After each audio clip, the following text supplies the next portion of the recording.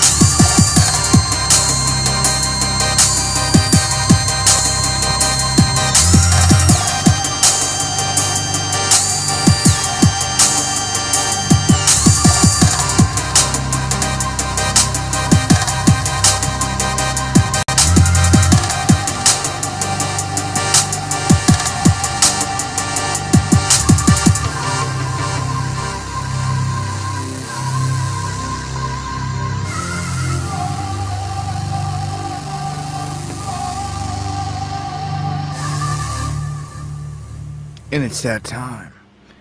Underground World News Live.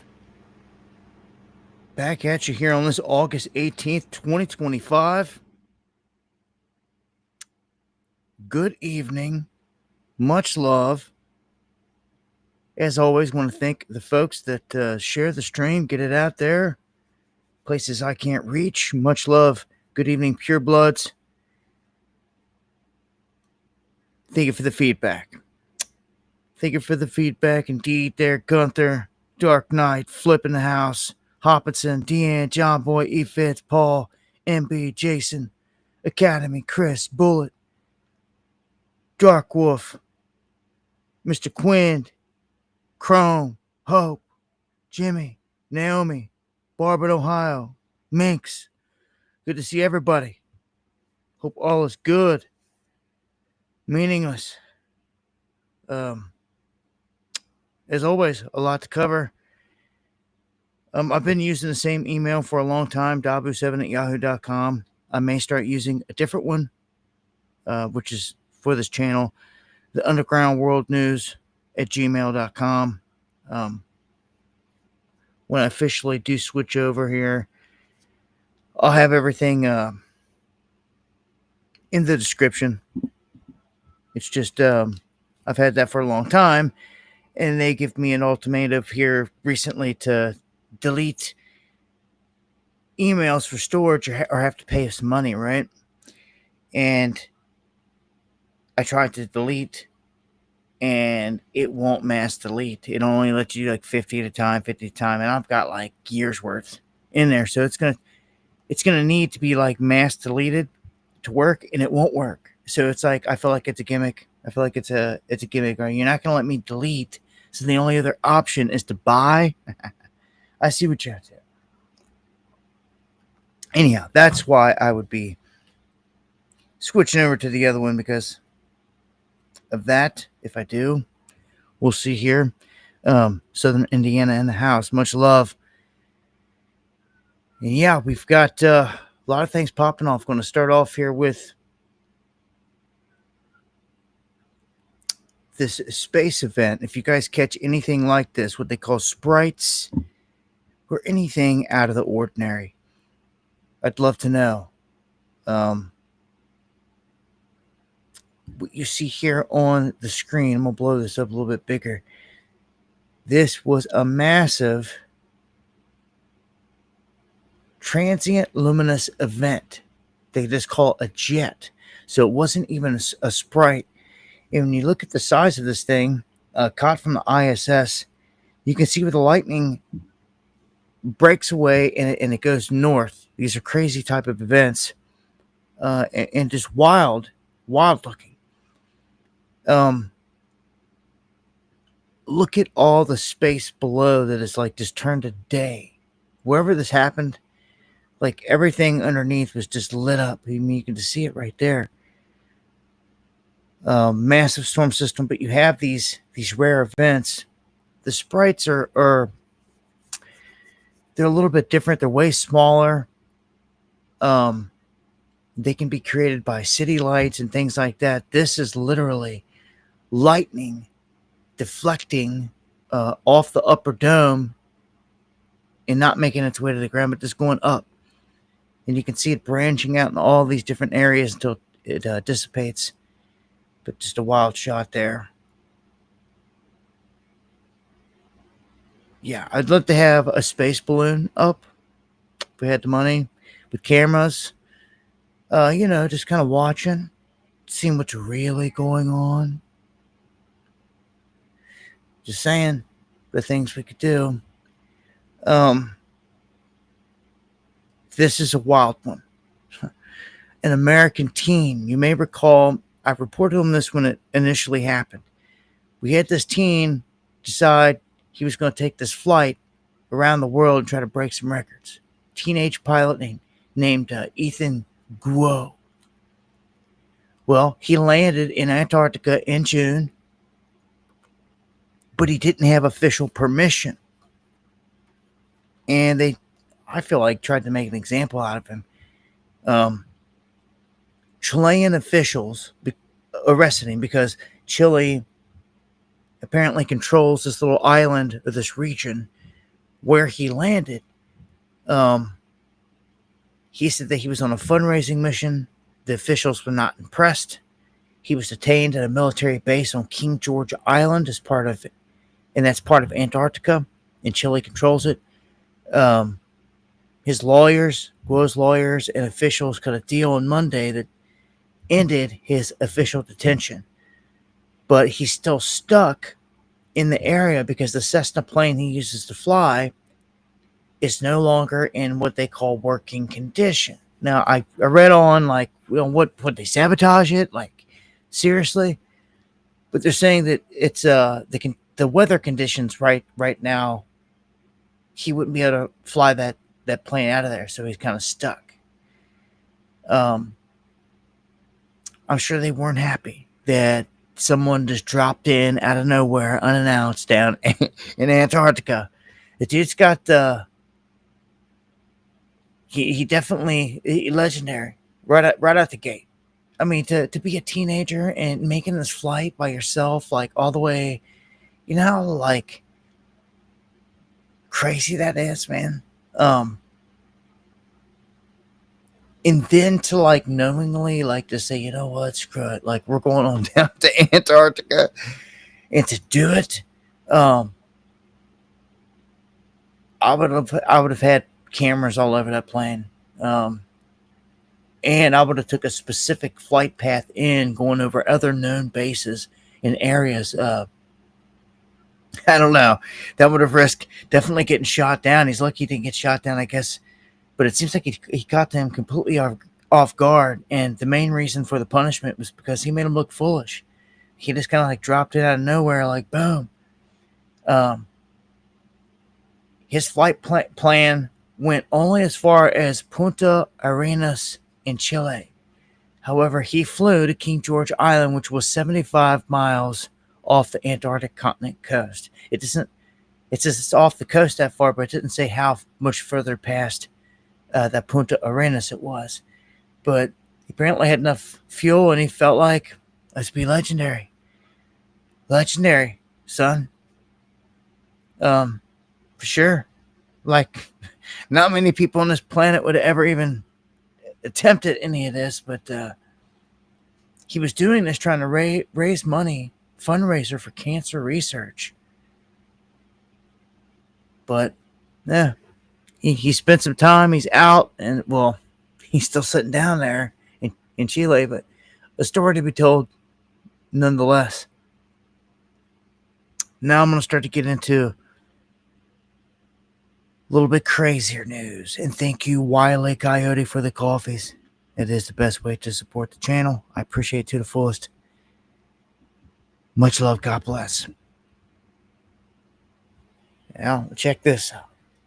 A guy by the name of Mohammed rapes an unconscious woman in front of a Nashville church, and then she dies.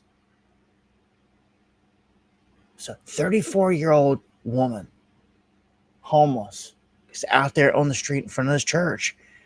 This guy decides to roll up and rapes her. And the police show up and like detain him. They transported her to the hospital, but they say that's where she died. They don't have the image up at this good, and they did earlier. I swear they had it up. They or at least on the main page they do, like for the story. But anyhow, yeah, I mean, dude, that's like, I mean, it's like animal. You know, to do stuff like that, to be like that, it's just ridiculous, man. Of course, we've got nutcases running all over the place because they let them in. All part of the scam, the new scam. But R.I.P. to this woman who lost her life. It's just ridiculous, man. Here's another crazy one. The Chicago man gunned down during a Facebook live stream right next to the police station in broad daylight. Still looking for some answers on this one. Kevin Watson was sitting there. A guy comes up. You can see it on the screen. He gets out of the car, and you can hear the shot. One shot fired.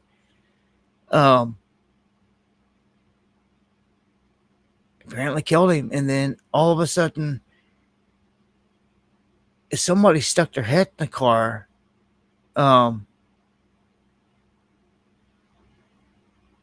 To get something, it was messed up, and that person was right there on the stream. It says no suspects have been identified and no motive has been publicly disclosed. Currently, no one in custody. Like, are you kidding me? There have been a record 192 homicides in Chicago from January 1st to June 30th of this year. Go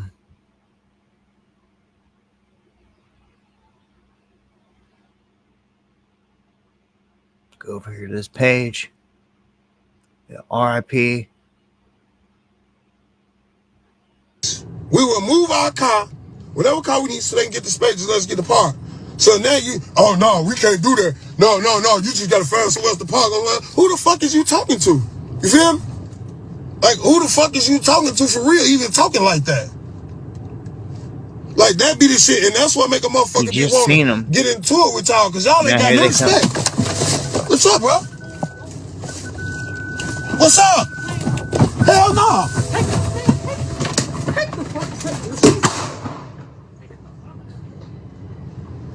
That's it.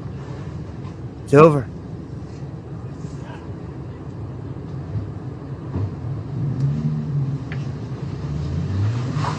And you can hear a vehicle took off.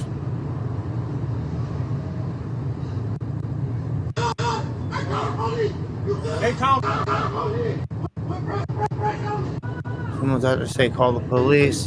Trying to see this.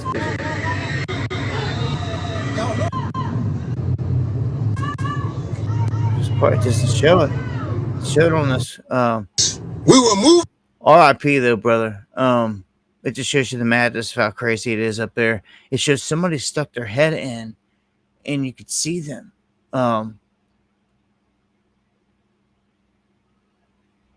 that was in the Austin neighborhood. Happened near Madison and LeClaire. Man, it's no joke. I tell you what. Only time I've been to Chicago. I think I've been there a couple times. Might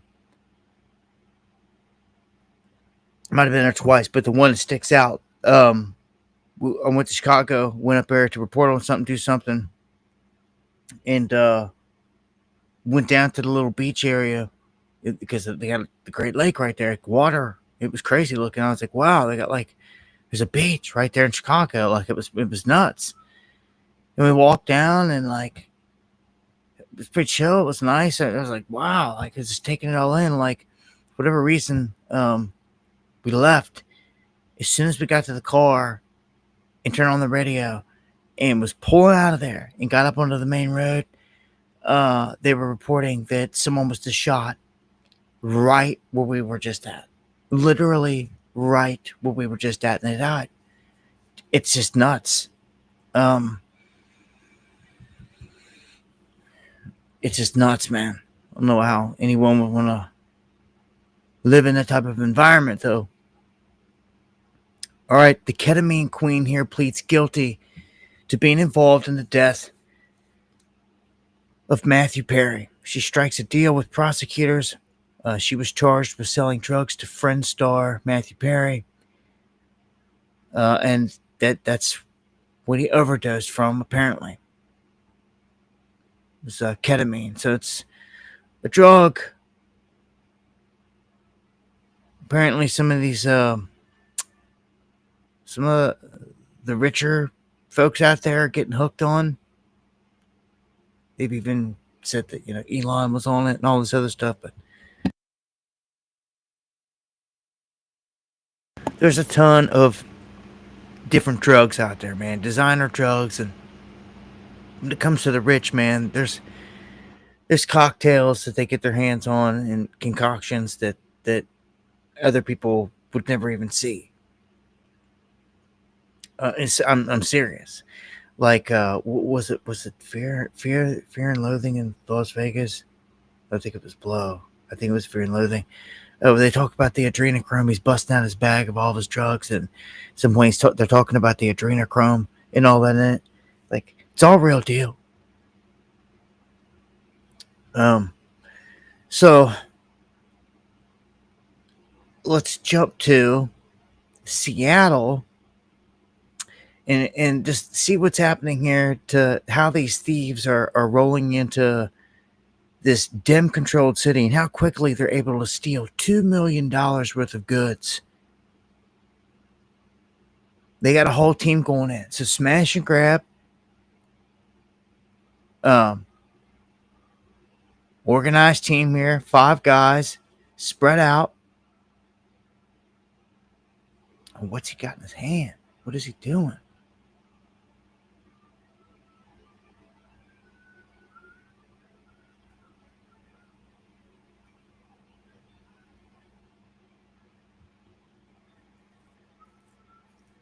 So they're going to work now. They're smashing up all this stuff in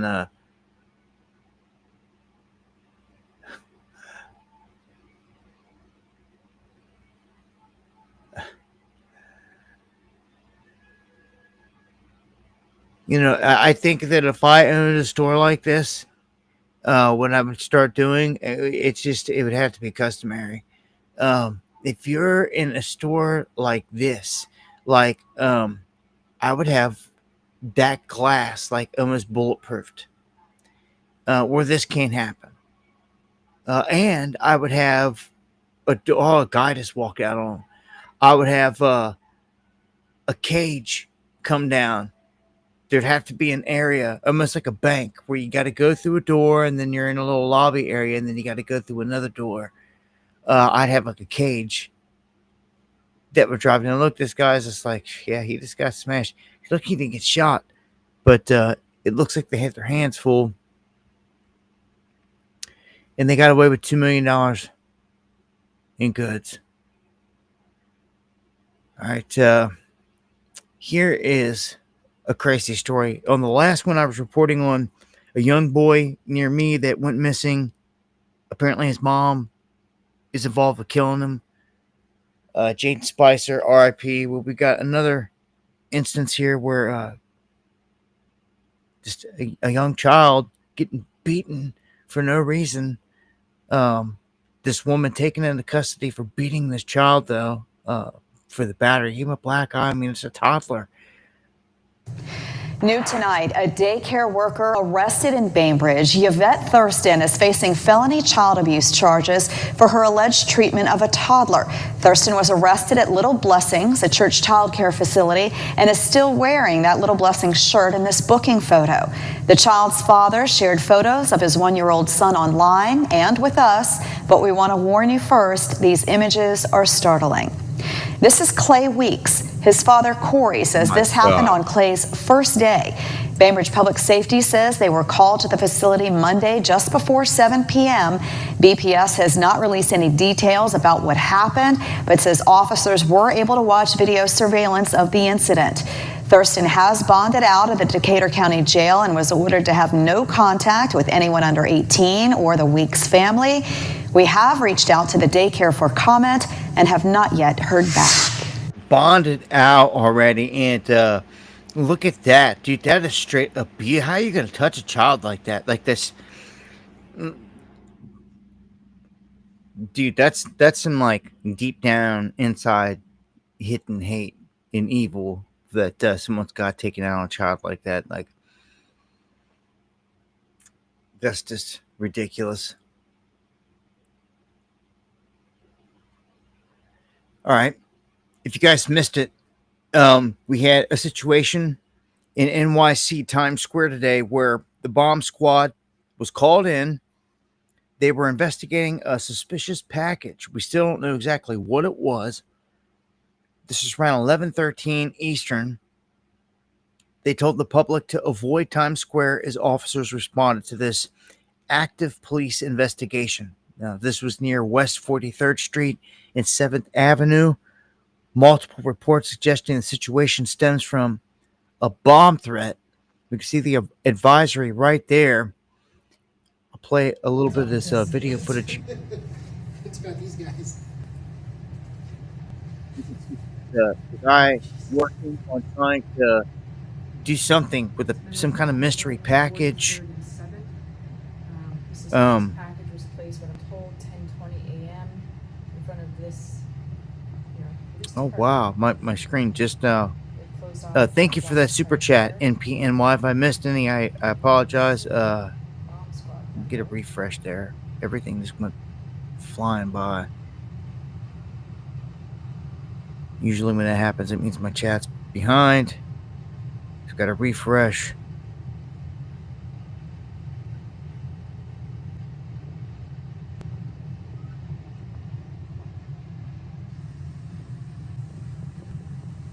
As you can see there, they worked to they shut down that whole area right there, and you can see the police department was right there as well. This was literally right outside the police department. So I found that was kind of like a targeted thing. They're kind of mum on the details about anything, what they found in it, like anything else, but yeah. It was enough to shut down that whole area. I feel like we're going to start to see more and more and more of this type of stuff, unfortunately. Especially with them about to start making moves in Mexico, around the Caribbean. We're going to dive into that here tonight, too, as well. This whole war front thing's going to pop off.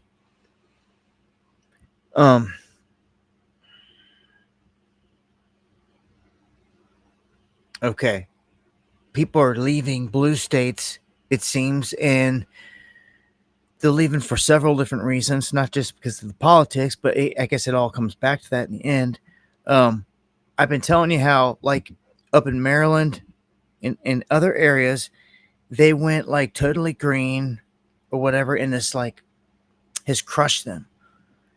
What this means is like the electric bills are going through the roof in those areas. And I had people in this chat the other day, a few streams ago, drop the price what they're paying per month on electric, gas and electric or electric. And it was just shocking. It was absolutely insane. And you're talking for like people's homes, not even businesses. Consumers spend an average, it says here, of $2,000 per month on bills, or about 31% of median household income. But people in the blue states are feeling it more because of things like the electric and all the utilities, things like that, the everyday cost of living. Look, I don't have the video of the lady, and I've seen more than just her. I see a lot of people going online and they're crying and they're upset and they're losing it because they're underwater and they can't get above, and they're working overtime, and they're like having to choose between putting a little bit of food on the table, like a small amount of groceries, or gas to get to work. And like, you can see people are breaking and snapping like all over the place, and this is not good, man. Meat puppet, welcome to the underground.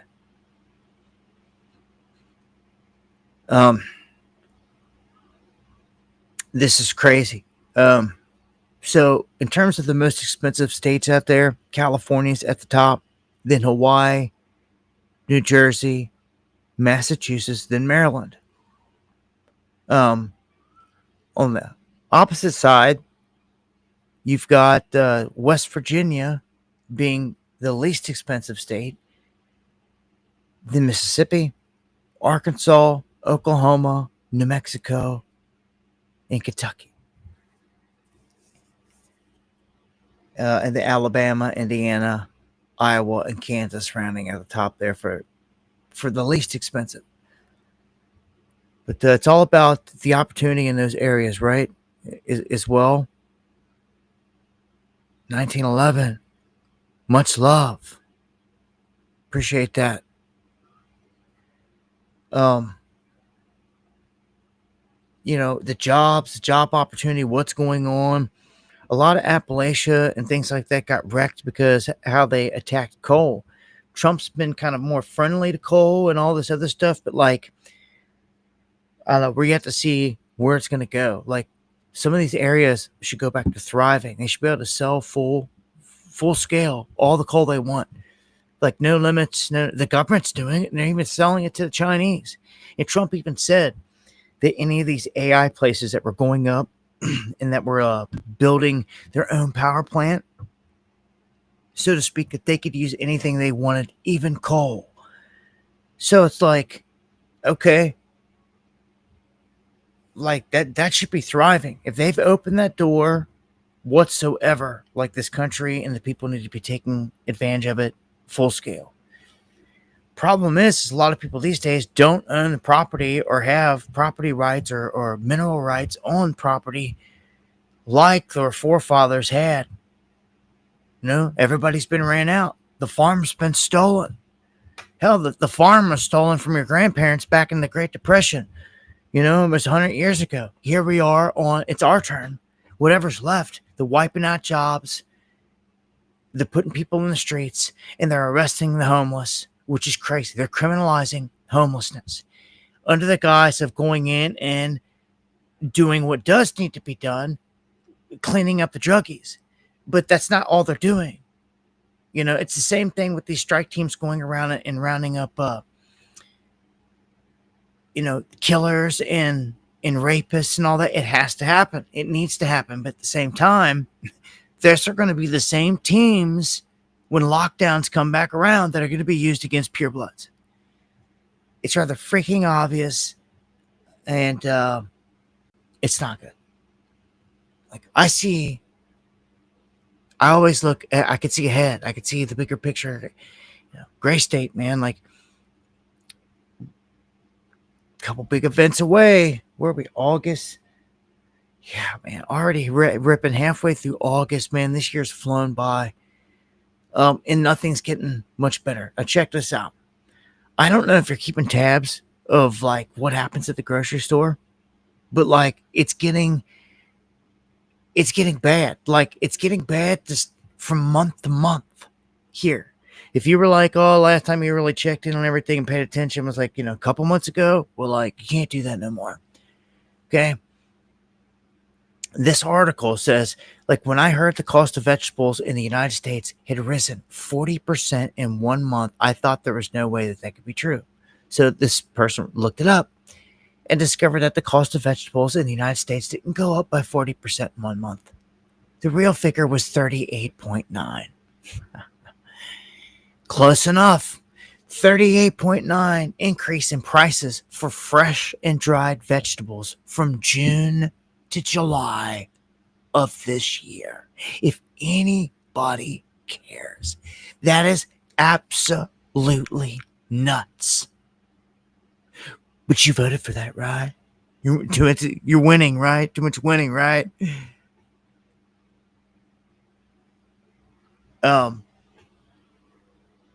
This is crazy. This is where everyone's going to get wiped out and getting wiped out again. I've watched too many videos of people crying, losing it because they can't keep up. Maybe you could feel it too. Maybe you can feel the wall is closing in.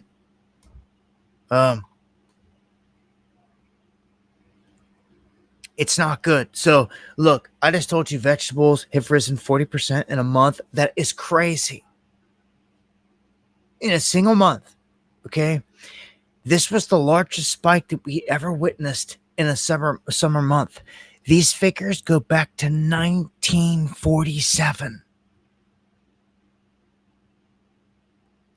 All right. Per the Bureau of Labor Statistics data, it's also the largest monthly increase ever recorded in a summer month from June to August in figures that go back to 1947.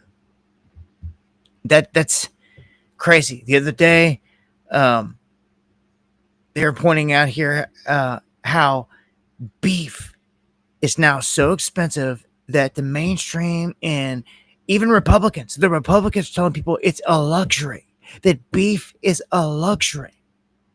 So now vegetables are too. Let's not forget about coffee. The price of coffee went up 25% in 3 months. And that was before coffee exports from Brazil were hit with this 50% tariff. I'm telling you what, man. This is crazy. What do we got here? Coffee was $6 2 months ago. It's now $20. Boy. This is craziness. Guys, you're witnessing it. And it's on Trump's watch. Kev Barr, thank you so much. He says, no crap, Sherlock. At Dabu 7, I went to the grocery store earlier today, spent $104. I didn't bring home a whole lot of groceries, brother. Now, imagine trying to take care of a whole family and anything like that. If everyone's got pets or if everyone's got a farm or grow your own now. Yes. Shout outs to cats like Crazy Tacos and others out there that have taken it on full scale. It's just so awesome to see them doing good. Stock up on seeds, yes. That is critical. Like mine personally are heirloom, and I got a variety. But really, it's what you want to be eating. Ground beef was raised $1.49. Now it's $6.49. You see what I'm saying? Dude, this is insane. I told you what we done. I got an uncle that deals with cattle, And my mom went in and basically was like, look, you guys want to split one and all this? And we were like, yeah. So she got one done.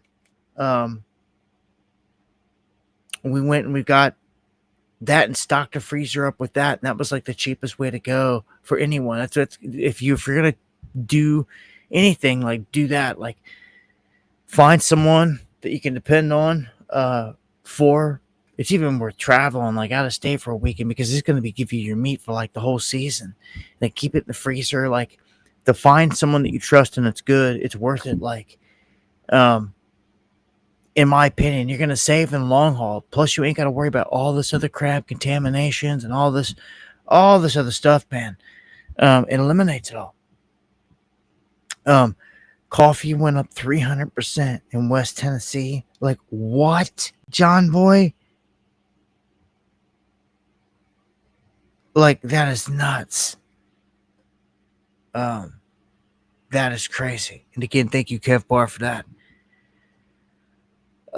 So look, I had to point this out, man. About 2/3 of all U.S. adults drink coffee.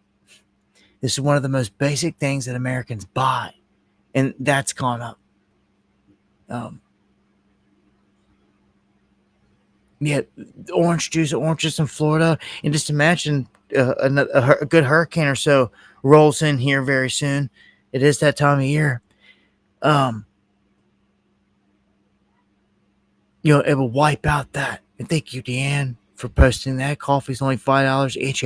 But our coffees here, they'll never go up. They'll always stay the same. And I do appreciate all the support, guys. Yeah, a lot of people drink it, and it has a ton of health benefits. That's one thing you might want to add to the list. I never really thought of before till now. Is like growing your coffee grains, and like I've never looked into it, see what it takes, the climate, anything like that. But if it can be done easily, or if you can do it in the summer, or if you can just get away with doing it, like, why not?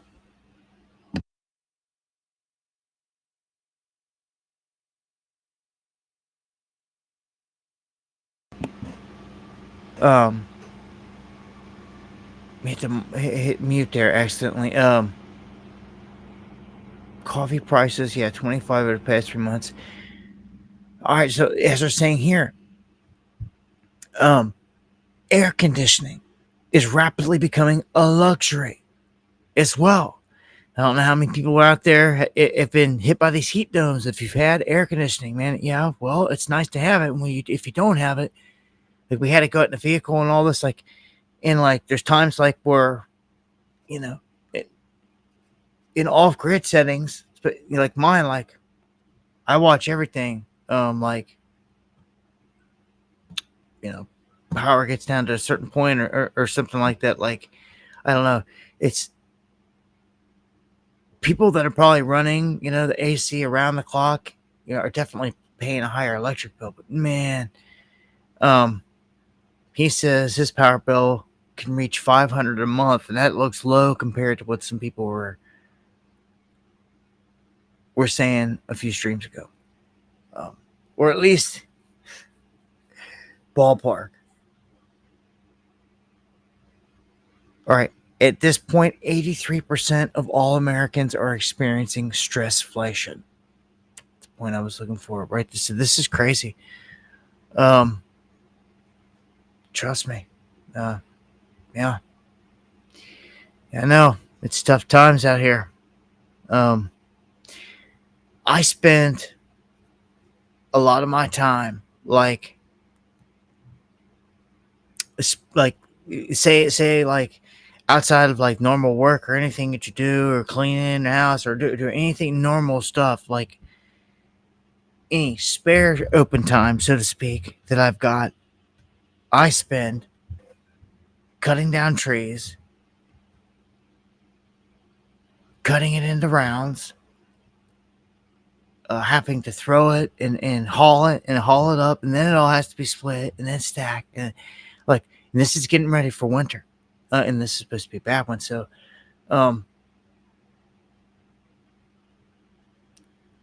that is what I do off grid versus like someone that's going to be paying these crazy bills throughout the winter to heat a home. Um, uh, um, I just, what's it say there? Tiffany says, Dabu, how do I get your email? Well, it's Dabu7 at yahoo.com for now. Pretty easy one. The easiest one I got right now. High altitude in the tropics. What? Extreme heat making my AC run overtime. Yeah, it's everybody's feeling it, man. I feel for everybody. It's not going to get any easier. I don't think here. I'd watch out. They throw a really, really bad winter at us. It's not going to be good. So I'm preparing, hoping that like, because this past one wasn't the funnest. We had ice storms. We had us iced in. Everything shut down for weeks down around here in these mountains. Even if you could get out of your one local area, you still like other areas weren't even touched. Like you weren't going nowhere. So things to think about. You know, we were stuck for like weeks, and it was just simply because out here in this neck of the woods, like that's how long it took for them to get trucks out to be able to even hit the main roads and stuff, man. Yeah. So it's oh wow, what do we got going on here? We got a breaking update here. Much love, shout out to Jay Reacher. You jump to this, pull this up on the screen real quick. Thank you for the update. For this breaking news, we have a cargo ship exploding in Baltimore Harbor in Chesapeake Bay, Maryland. I have no other information on this besides this. Let's check it out. Oh. I wonder what happened there.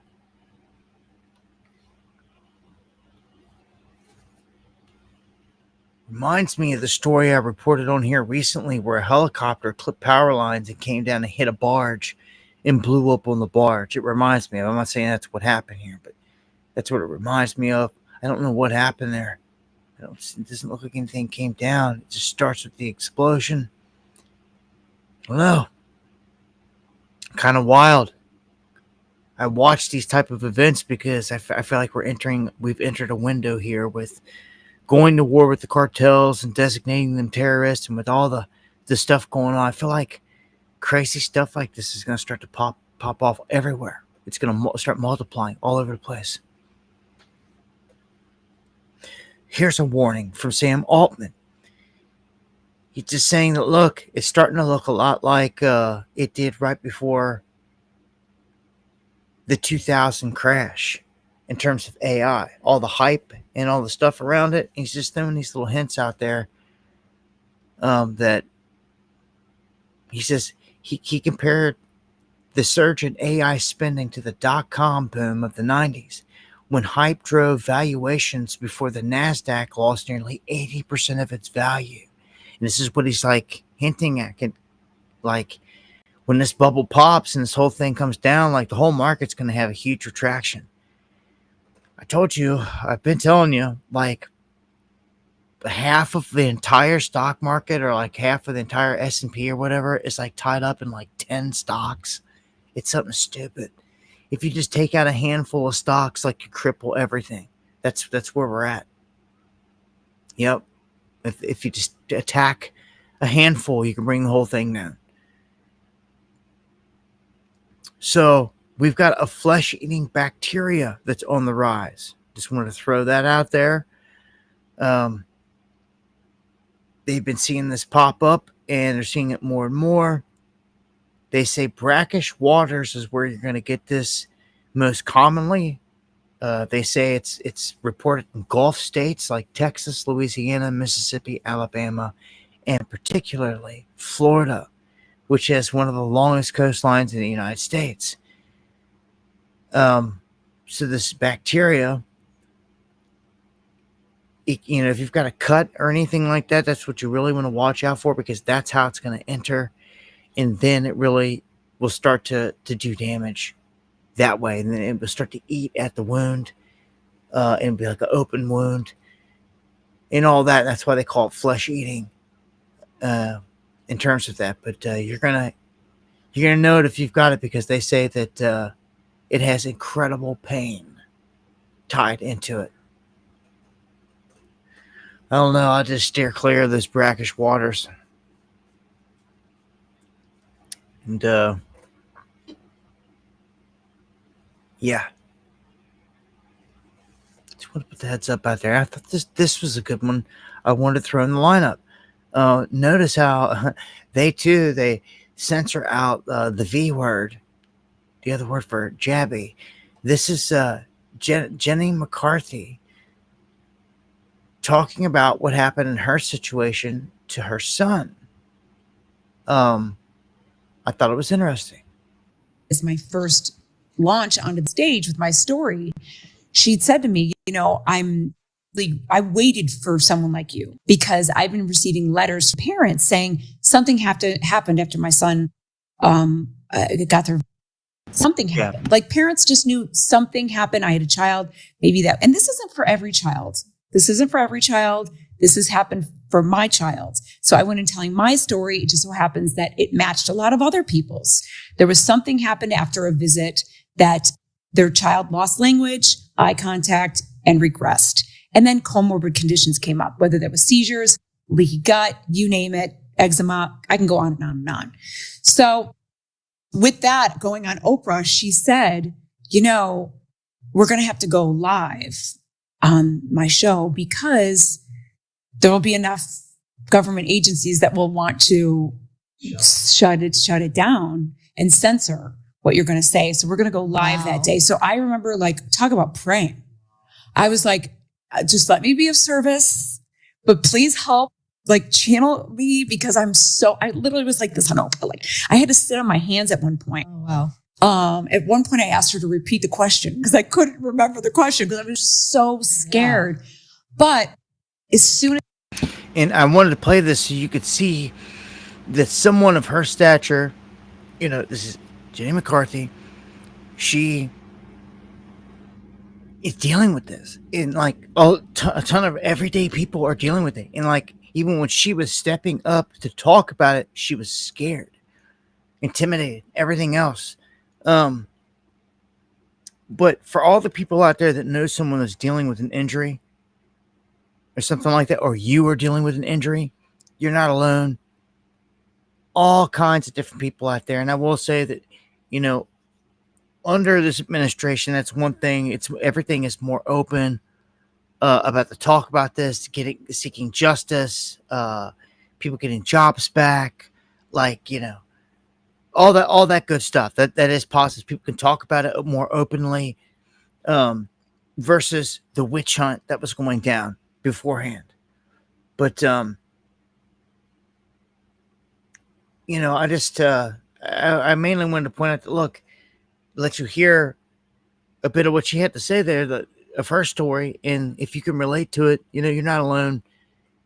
I hear from a ton of people out there. They have stories of friends, family, co-workers that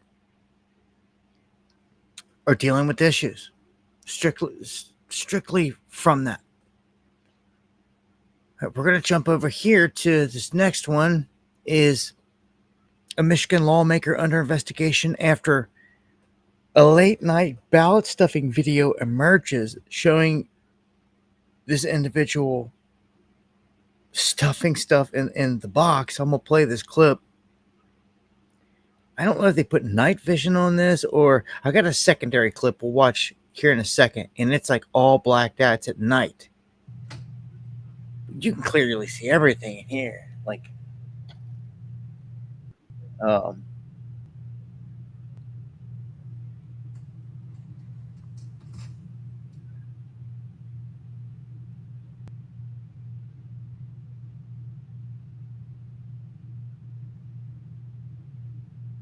The saying, all right, he was busted doing that.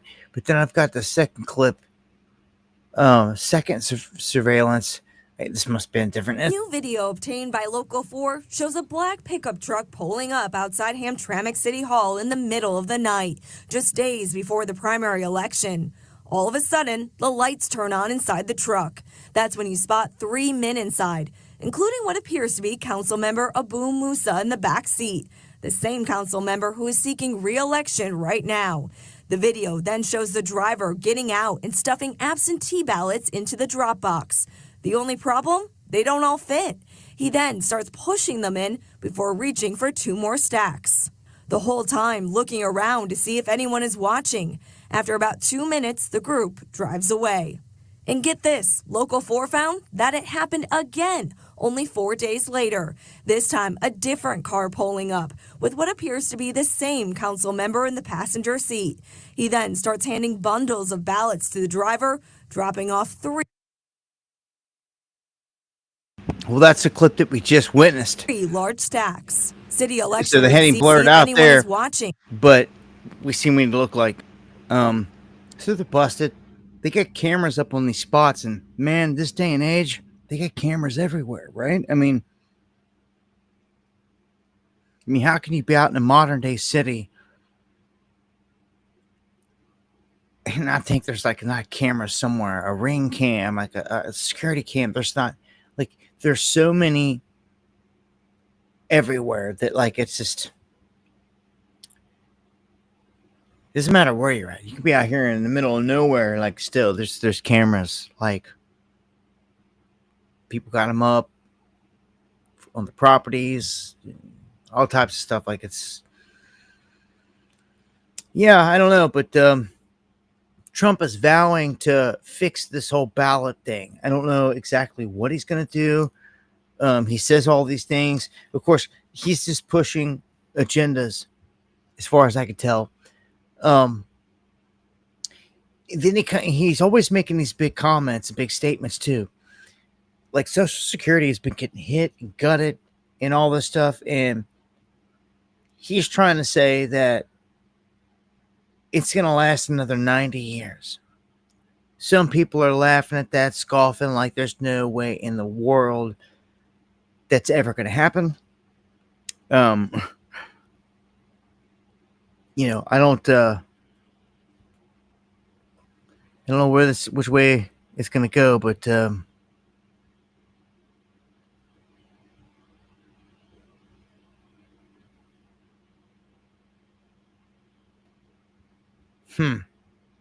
had something pull up there and it disappeared. Not sure what happened there. Okay. We have South Carolina, Ohio joining West Virginia and sending National Guard troops to Washington, D.C. And man, this is that type of stuff you've got to watch out for. Warned about this for a long time, for years and years and years. You never want to see the military being used to police the people. Here we are. It's happening. And because Trump's got everybody in a trance, they're accepting it. And how they're doing it. Okay? Now, National Guard troops are all being sent to D.C. D.C. seems to need help all of a sudden cracking down. The crime is low. It was like it's down 35%. It's why a lot of people were like, what's really going on here? What are they really doing here? Well, they brought in bobcats and they started wiping out these homeless camps. The biggest thing that I'm asking right now are, where are these homeless people being taken to? Where? And I'm serious. If any of you out there that can hear my voice know of any of these facilities, New York, Texas, wherever, let's start with DC or LA. It doesn't matter. Like, wherever they're rounding people up, where are they taking them? I want to see a place. I want to see a facility. I want to know what the place is. I want a name. I want to know all the details of it. What type of facility? Who works it? Who controls it? What are they doing with the people that are in there? Like, we need to be asking these questions because Americans are just getting swooped up off the street for being homeless and taken where? Not every single person that's homeless. Look, they are turning a majority of this country into that. They're wiping it out. And like, what happens when it's you, when you're homeless?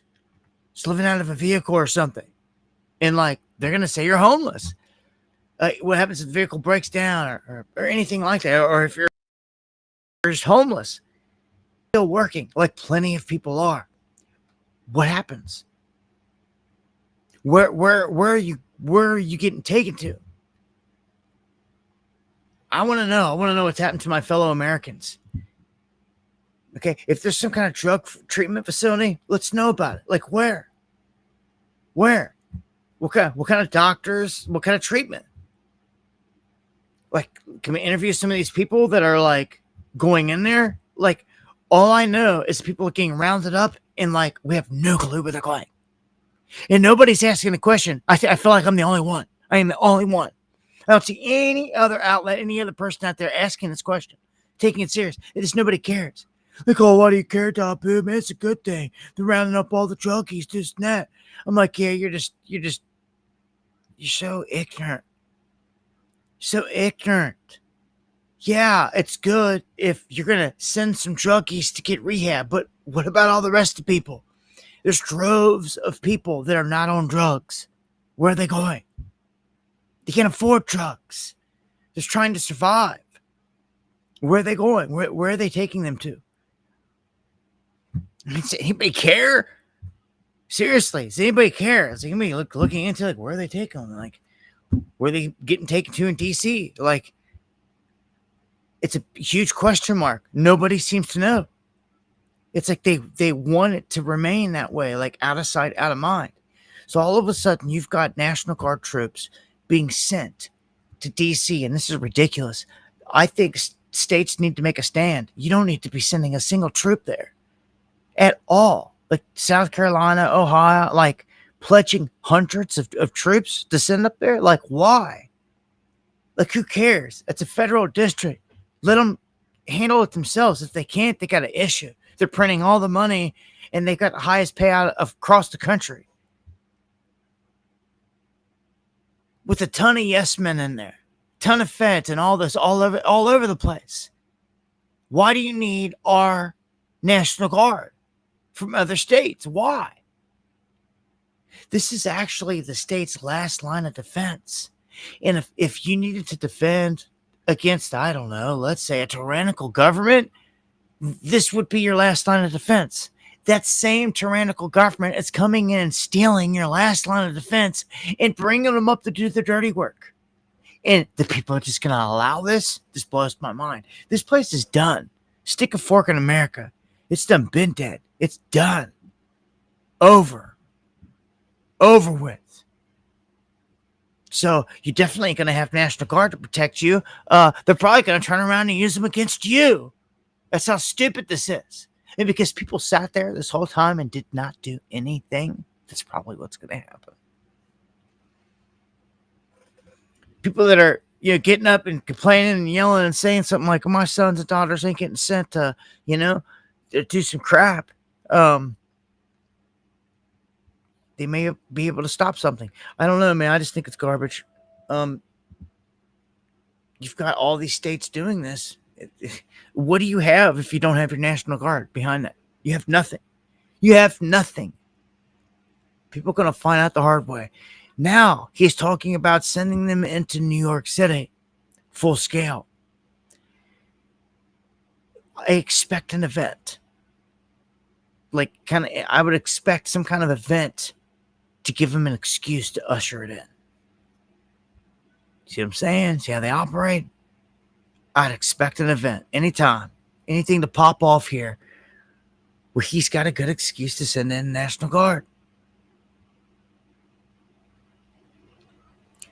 I told you before some of the cities he was eyeballing, but he's listed Chicago, New York City, Los Angeles, Oakland, and Baltimore, like front and center. Like these are going to be the places like he's going to target. Now, I feel like he's taking troops from all these places and using them in DC. Who's to say he doesn't just turn around and say, all right, send them to Baltimore. It's on the way back home. Whatever. Send them here, send them there. Man, again, they're using our boys to do the dirty work. Uncommon, thank you. Much love. I appreciate that to the fullest. And where we at here? Top of the hour. I want to welcome everybody that's rolling in. Make sure to hit subscribe. Dabu7 at yahoo.com is the email. At me in the chat there. And I appreciate anyone that supports the channel. PayPal, buy me a coffee. All that to the fullest. You'll find links below to social medias as well. And anyone that wants to jump into our trading group, there's an Axiom trading link down below. You can hop in there and you can join us over in all the action over there. Email me for details. Steve, thank you. Yeah, I appreciate that. I appreciate all the love and support, man, all the time from you. I hope all is well. And yes, somebody said, what's that number there that I just seen? September 11th is coming. Well, like the next one is definitely about to happen. Stack says 40% homeless people are full-time employed. Well, hey, I'm telling you, the numbers are shocking. It's shocking. I'm seeing it all over the place. I'm seeing crazy stuff. The job's just been wiped out in many areas. And like for people that are like hoping for and depending on jobs like coming with these new factories and warehouses, oh man, they're getting let down. They're finding out the hard way that, you know, the place that people thought was going to hire hundreds of people, because that's what normally happens, isn't. Like, there was no hiring whatsoever. Like, there's just a handful of people that are going in that warehouse to run it because it's AI and robots. It's crazy. It's absolutely nuts. Warehouses that took hundreds of people, 350 people is what the guy said the other day. His one business went from 350 people down to 3 people in less than a year. One company. I'm telling you, dude, we're getting wiped out in real time. We're getting wiped out in real time. And this has a trickle-down effect. Some people are going to be like, oh, it doesn't affect me, y'all, but it will. It will. For everybody that wants to turn a cheek to it. Yeah. You think, oh, say you're somebody that works in the food industry or something like that, and you're thinking, oh, well, manufacturing's getting hit. That's not my problem. Well, when people don't have money to spend, they're going to stop coming into the restaurant to buy food or anything like that. And then therefore the restaurant's going to get hit and it's going to be the next casualty. I mean, these types of things happen. I've seen it happen all over the place. I get emails and I get stories from people all the time. People literally, they're right to be crying and like, dude, this sucks. This whole thing sucks because people write to me dying, crying, like everything you can think of. It's just, I wish I could do more for all this, but I'm like a slave in the game here. I pray for a better way out. I pray for a way out. Like if I won the lotto and got like, 100 million or something crazy, like, dude, you would see things out of me done like just that little 100 million, so to speak, compared to these billionaires. I would do 10 times more than they ever could even dream of. Like I told you the real plan with the homeless and the veterans, not just disappearing them away to we don't even know where. But like I'd be going out and I'd be making sure we get an established big house, almost like a little small mansion, fill it with vets, and have them train in the youth. I'd be doing some crazy stuff. I'd be utilizing all this stuff. It needs to happen. We have no patriots in this country. We have no patriot front. We have nobody working on defending anything, like doing anything. It is ridiculous. No one's marching, no one's protesting, no one does anything. But yet, we're in shambles. They're rounding up the homeless. They started there, but because it was the homeless, nobody cared, right? Dude, just people are gonna find out the hard way. That's what I try to warn about. It seems like the super entitled people are the ones that just don't get it all the time. Like, what do you care? Like, blah blah blah. They're rounding people off the street for drugs. Like, yeah, I get it. Like, it's good. Get a meth head off the street. Get them all off the street and get them into a clinic. But like, I've seen no camera footage of that happening. I've seen no interviews of any of that happening. We don't even know where they're taking them. And dumbass people like you just think that they're getting taken to, Willy Wonka's chocolate factory or something. Like, I don't know. Like, it isn't how it works.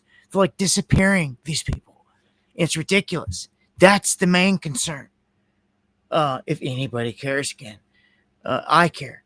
I don't care if they're homeless. I don't care even the drug addicts. I want to know what's happening to them because good people make bad decisions and end up in bad places.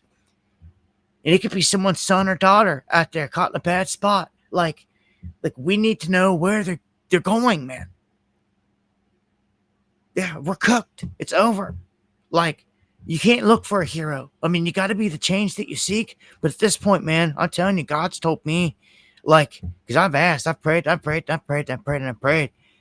He's basically said, man, like, find your place in the wilderness and get ready.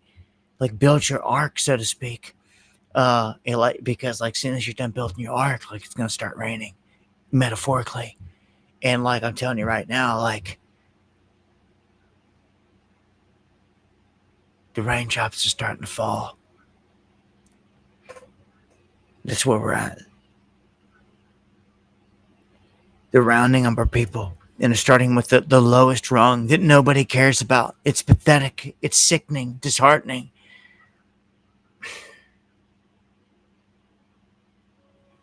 It's disheartening, man.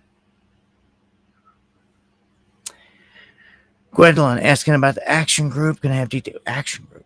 Oh, it's Axiom. I'll email you back some details on that. With these arrests climbing, man, I want to know where our people are going, don't you? I want to know where Americans are being held. I don't care where it's at. We've got to look out for our people, man. I'm going to play this clip here. This girl went viral. She's calling out basically the no king stuff and then the hypocrisy to all of it. But it's good to see, whether you agree with her take or not, it's just good to see some of the youth like waking up to the games going on and the paid protests and all that and seeing it for what it is. I know, and it's good, Crystal. I'm glad you care. And I know a bunch of you guys that tune in care. But I'm talking majority of the pack out there don't care that we got to deal with on daily, right? No kings. Unless it was during the pandemic when all the mom and pop businesses were shut down, but the government said it was totally fine for all the major super rich corporations to continue operating. I didn't really care because as long as I could get my Starbucks and go to Target, I was fine. No kings. Except during the pandemic when we told people that they would lose their job unless they took a certain medical product or they couldn't even go into certain restaurants without vaccine paperwork. That was crazy, but I didn't really care because I just complied. No kings. Remember when we also told people that they had to not visit their loved ones that were sick and dying in the hospital, the elderly, they had to die alone. That was really sad. We shut down the schools, completely wrecked the developmental learning for a whole generation. I mean, that was tragic, but we don't really talk about that because that's over now. New outrage, no kings. Remember when we were told over and over if we got that medical product, we for sure would not get sick. And even though the people that got it immediately did get sick, we were for sure told they wouldn't spread it. And then that gradually became, like 95%, like 75%. Okay, there's no evidence it does what we told everyone it does, but we've already made everyone take it that would anyway. And no one really cared because it's new outrage time, no kings. And do you remember during that time, anyone who tried to bring attention to these issues on social media was censored or their account was banned? And limiting free speech at that time seemed okay to me. I didn't really think about it. No kings. You don't hate.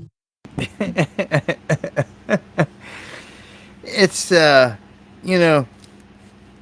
Yeah, the hypocrisy out there is just ridiculous. But I'm glad that the younger generation is seeing this and calling it out because they don't allow me to reach them.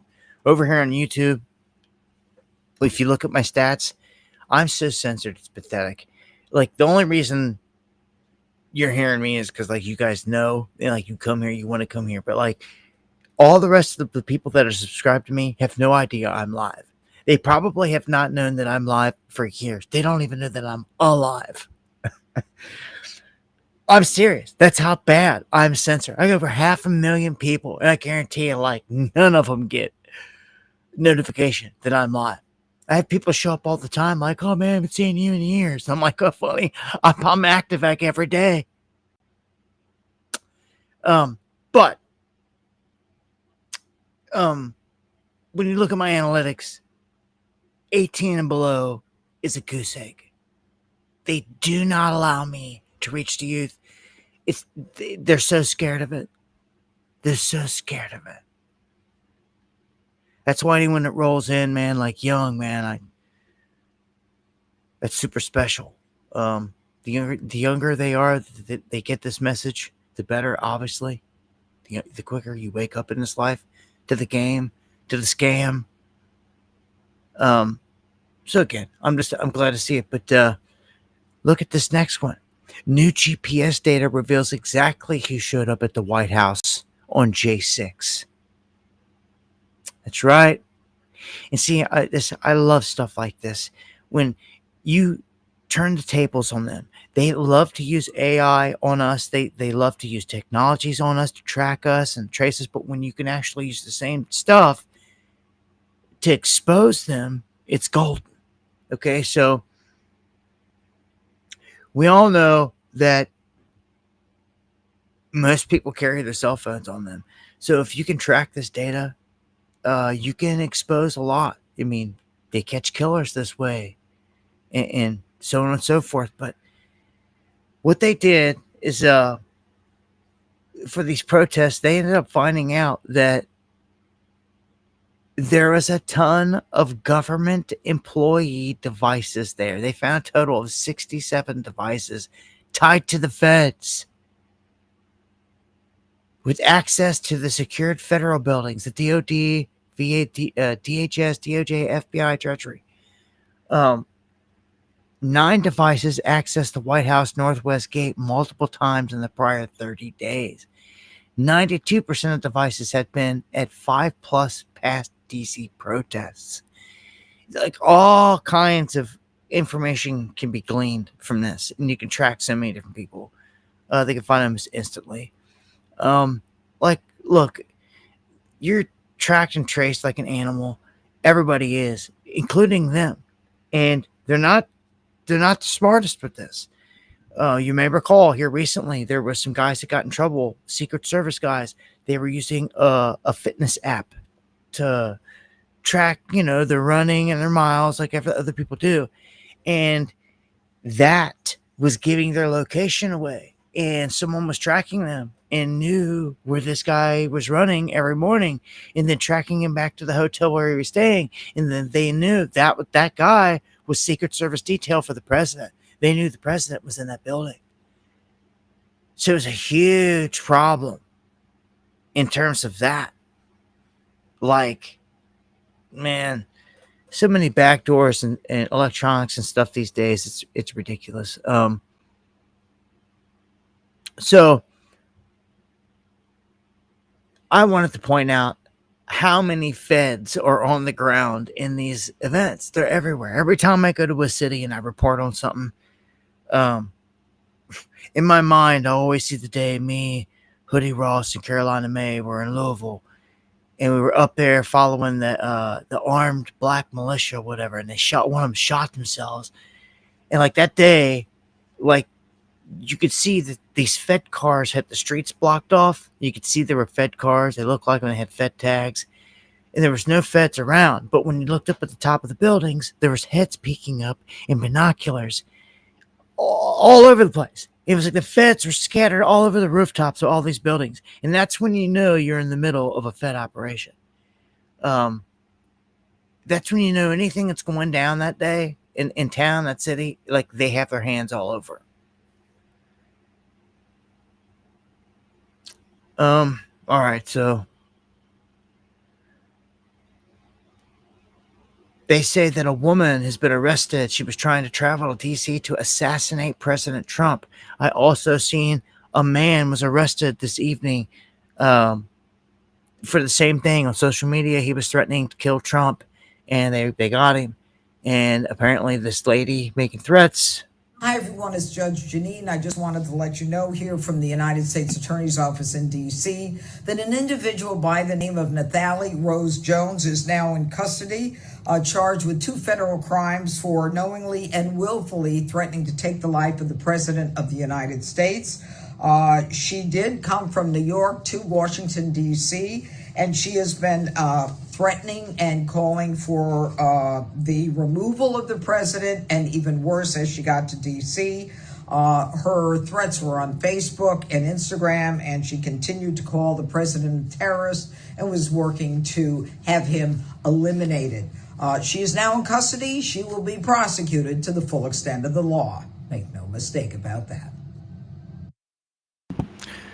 So, just a couple of the latest there that, how wise it is to even make a statement on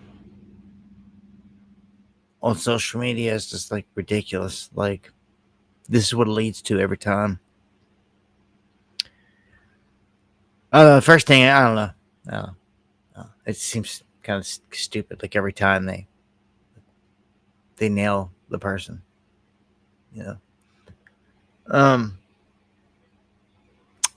into Epstein. Some interesting stuff here. Now, when we get to Ghislaine Maxwell, she was moved to a new prison facility in Texas, if you don't know. Most of the inmates there are for like white collar and non-violent crimes. And to even get her in there, the main guy that ran the facility says that look, some major things are going to have to be waived because she's like a felony sex offender, all this other stuff. She can't be even housed in this facility. Like, we don't house people of that level. Like all these things have to be waived. Well, they must have been waived. They must have been waived because she's in there. Some of the inmates there say that they've been warned by prison officials in recent days that they should use discretion when talking about her or anything. This is interesting.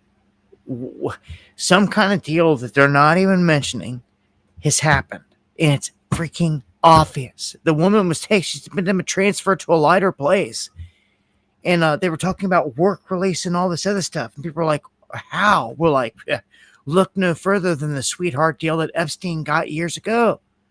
Okay, I told you, man, this woman walks like she gets hit by a bus, then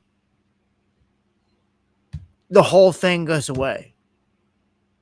Literally, that's how dangerous it is on her right now. Like, man, woman, if you don't know it, if you can't feel it, if you don't sense it, if you can't see it, like, it may look great that you're about to like get out and go somewhere to work on work release and like be out of the prison, but like death is around the corner. It's how I feel. And like, there's like no way. Like, I would, at this point, I mean, what do you do when they've got you? Epstein's a prime example. What do you do like when they get you right there and just say that you did it and cover everything? Like what do you do? Like, they could have done had her, but like, again, would that have looked too obvious? If you find her not guilty in court and you let her walk, then all these charges go away. This whole story goes away. And technically, you don't even have to kill her, but they like to do that. So before she can end up, in like, some documentaries or some interviews, like, down the road or whatever, spilling beans or anything about anything. They kill everyone, man. Look, Here's some new information. And I'm telling you, this is kind of suspect. We'll see what comes of this. But the DOJ is to hand over Epstein documents to an oversight committee this Friday.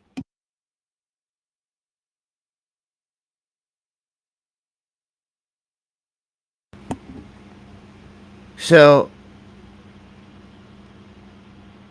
we'll see. They got this week. Informed us that the department will begin to provide Epstein-related records to the oversight. Like, yeah, and what? Redacted? Like, no names? Like, none of this stuff existed, right? Trump says it's a hoax, and what a majority of his base bought it. Bunch of pedo-protecting fools. Don't forget, the Clintons are supposed to come in October 14th for depositions, man. Like, dude, like, you talk about the next 9/11 could happen at any moment. Yeah, when you've got the Clintons scheduled to come in and get and give depositions on stuff, yeah, I'd say some big stuff could happen at any moment. We're having really good conversations. You have to understand you'd imagine how many documents there are. I think that we're going to have I think we'll receive the documents very soon. They're compiling everything together. I think we're working together in a good faith effort, and everything's coming along. I expect to receive the documents very, very soon. Yeah, I don't trust none of the politicians. Like, none of them, nothing. If any of them were real, they'd be getting really threatened, or lives would be getting threatened. It's the name of the game. They'd be getting attacked in some way. Now, Comer was, Massey especially was. They went against the grain, went against the establishment, against Trump and all that, and Trump's going to try to primary them. And all this stuff. So, like, I don't know. There is always a faction out there that is trying to do everything, but like this, you're stonewalled everywhere you go. When you've got judges that are handpicked, that are part of the game, and this whole thing's rigged, man. This place is cooked. It's going to take a higher power to come back and level it. Yeah, I really do feel. It's where we're at the level of the game. What was this? This was on the... Okay, so Bill Barr arrived for a closed-door interview, a deposition into the whole probe on Jeffrey Epstein. He didn't say nothing as they came down the hallway and were asking questions. We'll see what happens with this. Like, all right, you're going to release something. Like, what are these guys that ask Trump questions going to do? Like, you've got a whole new situation here. FBI. Look at this one. Let's just dive into the Clintons here, because this is huge. All tied in with Epstein, all tied in with everything. I mean, it's Bill that's the prime suspect. Comer came out and said that. He just came out in the last videos and said Bill Clinton is their prime suspect. Bill Clinton is the man that is on the wall when you walk in to Epstein Island. In a dress with ruby red slippers. It's all a cult. I'm telling you, at the highest level. And look at this. FBI was investigating 19 Clinton Foundation bank accounts for campaign finance fraud before the DOJ shut it down. 19 bank accounts for fraud, and then they covered it up, and the DOJ just shut it down. Okay? Interesting, Geo. Interesting. And I don't doubt it one bit. Les Wexner, the richest man in Ohio, okay, has a huge compound there if anyone cares. He is the one that bankrolled Epstein. Most of the Mossad money and funding flowed through him to Epstein. That's how it rolled. In a couple different ways. But that was the major way. If you don't know, just look up Les Wexner. He's an evil SOB, the richest it gets out there. And he's one of these ringleaders. He is, I mean, you got these people out there that, like, track, Hollywood people, paparazzi, whatever. Like people like this are like mafia criminals. They should be tracked.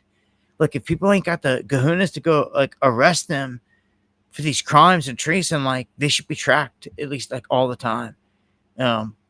These people, some people out there are being tracked. Elon went out of his way to stop the guy that was like tracking him and posting his flights and where they were going. But hey, man, like, you got criminals out here in the open operating, then they're criminal. Then you got to act like then you're the cop, you're the good guy, and you've got to arrest them, and you got to take them out. We don't have that here. We've never seen it. If anyone ever rose to the occasion and tried to go arrest these bad guys because they took an oath to do it, and they actually fulfilled it, it would be legendary. Whether they killed the person or that person got taken down, went to jail or whatever. If they attempted it, it would be legendary to ride against the beast. The corruption, those breaking laws, treason that need to be removed for doing it. Those people, the elephant in the freaking room. So all of this Clinton stuff is getting out of hand. Like, it's an illusion, man. As far as I could tell, it's what all this stuff is. I played a clip on the last thing about, on the last show about Hillary praising Trump in ways, but then I have an extended bit, and I got some stuff to add on to this on the back end. She says something about Nobel Peace Prize, but then she says she's adding to it that she was encouraged by his actions, and then it seems like this is part of a script now, and all these cats, establishment cats, are giving Trump props. I actually was encouraged by the events of the last several months. First of all, the NATO commitment by individual member states to increase their defense spending is very welcome. It's something that prior administrations have certainly sought, and I think it's great that we are seeing these commitments that now have to be followed through on. The willingness of European countries to support Ukraine, and by doing so, buy American weapons in order to provide them to the Ukrainians. You see what this is I about? think all of that is a very good signal that there is beginning to be a better understanding, both by the president and the people around him, as well as by the leaders of our European allies, that there can be common ground amongst us. And the kind of dismissiveness that we saw in the first Trump administration has been replaced by a much more obvious working relationship to the good of European security, transatlantic security, and hopefully Ukrainian security. So I'm actually encouraged. Can you believe that? Man, the whole world, everyone's just been played. The cartel has played them like a fiddle. They're laughing, they're cheersing. On the other side of this, they've played everybody like a freaking fiddle. Okay? Yeah. We see it. I'm not going to play the other clips here because I played them last time. But that's to add to it. And look at this. What are the odds? Obama's disgraced CIA director, John Brennan, follows Clinton's playbook, calls for Trump to get the Nobel Peace Prize. What? Like, completely flipping script here. Like, made me laugh. But the truth is, Trump has never negotiated something this complex, and he certainly never asked Putin to give something back, to give back occupied territory and negotiate a ceasefire. Where do you put the odds of being able to convince Putin to do that after all of this very public pomp and circumstance in his honor? I think the odds are probably 1 out of 100 at best. There is no way Vladimir Putin is going to give up the territory that he has gained in Ukraine willingly. This is not something that is in his personality to be able to just withdraw and to acknowledge publicly that he made a mistake.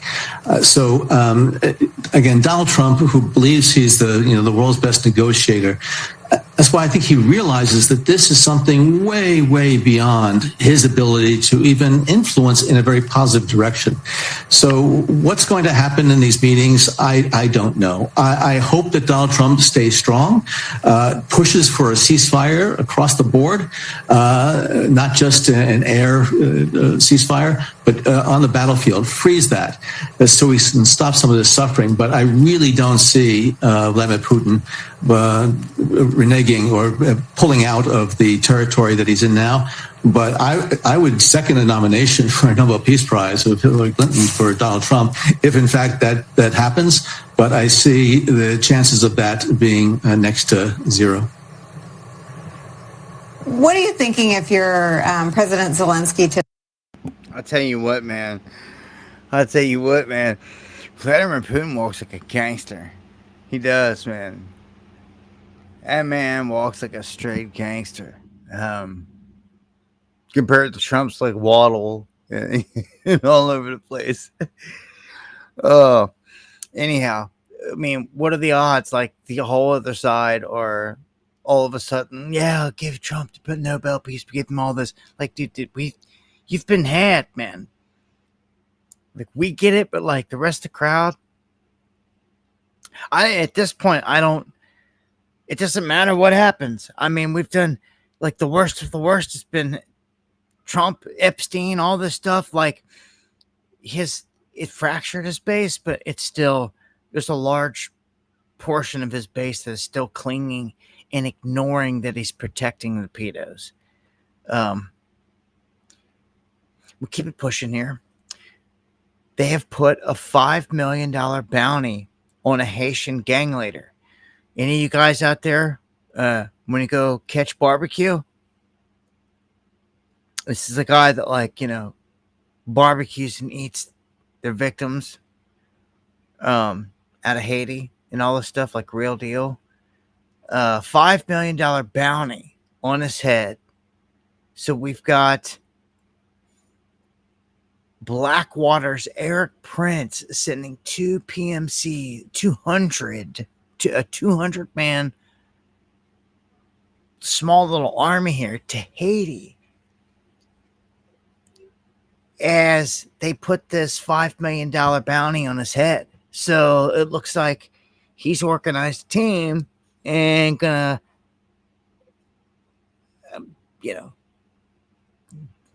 send this team in to go in and take this guy out. They're probably going to come in like crazy style, like Marines, like under the fall of night, like, coming in, float, on the beach, swimming in on the water quietly or something crazy. And they're going to come in big time and they're going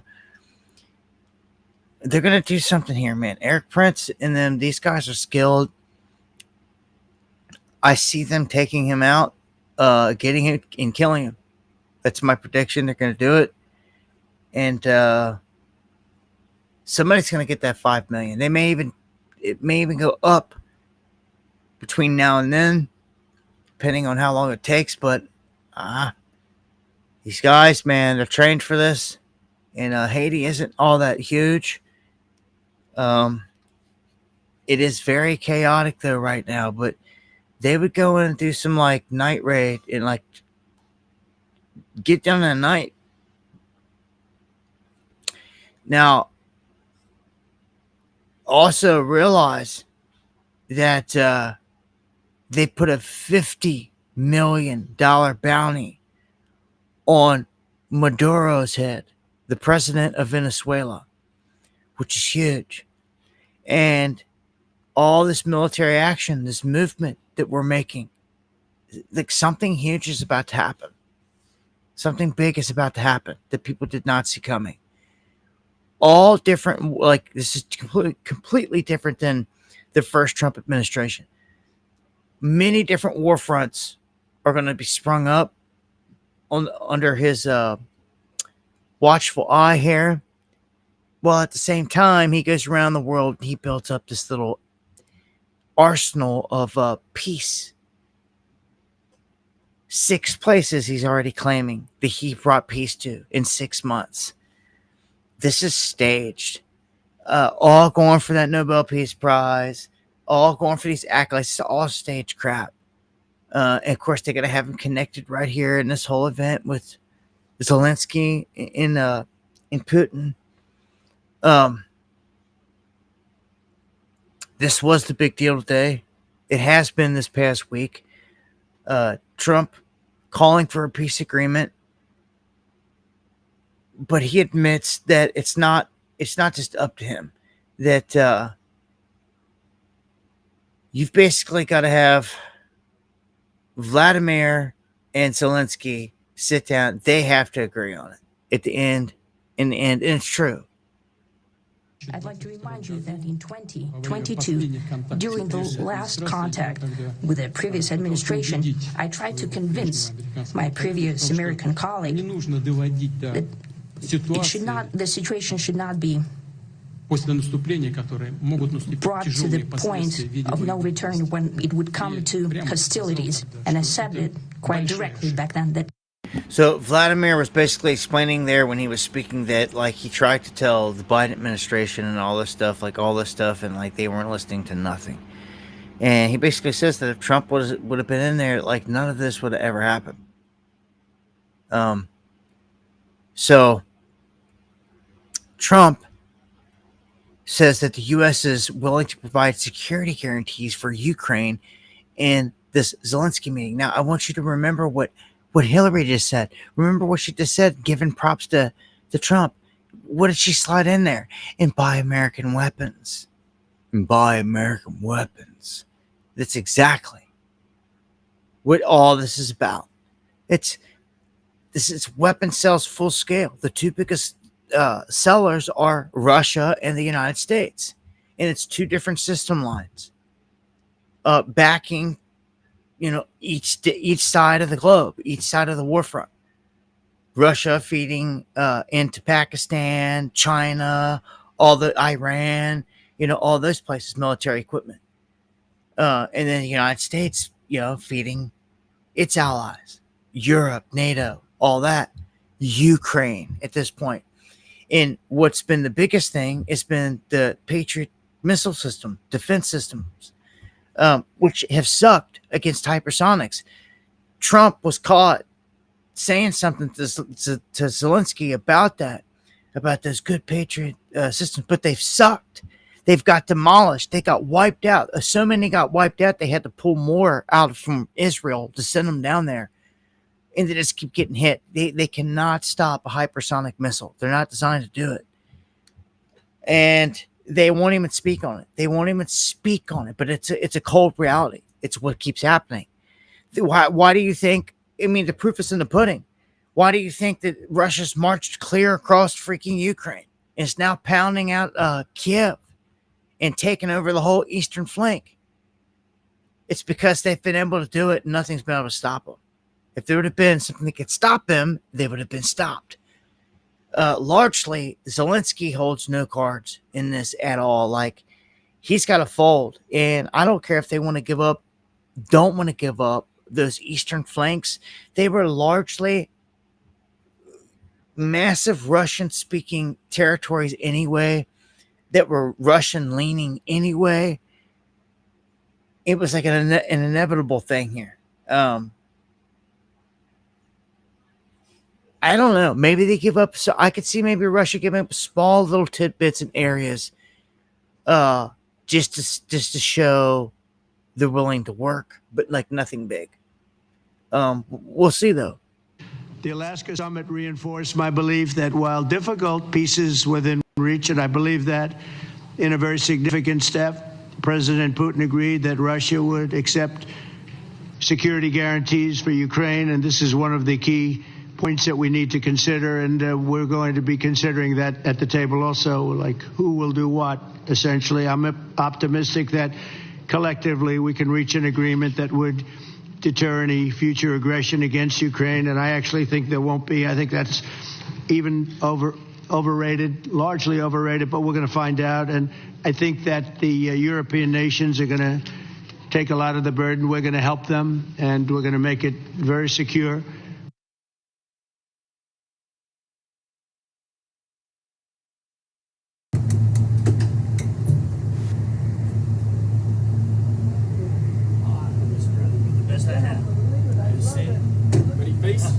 There's Zelensky, not in a t-shirt, but actually in a suit. We love them. We love them.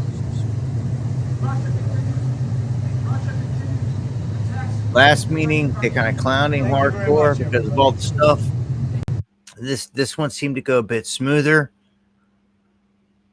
Trump actually stopped the meeting today, which is pretty crazy, and he called Putin. So in the middle of everything, it's being reported that, yeah, he just took a break from his meeting and spoke to Putin, you know, trying to give an update on where everything sits. And like, they're putting all this attention on this, man. Like, again, false Prince of Peace in action. So Trump reveals that Putin agreed to accept security guarantees for Ukraine, which means that like some form of security guarantee is going to be set up. And thank you so much, Cash, for those coffees. Good to see you.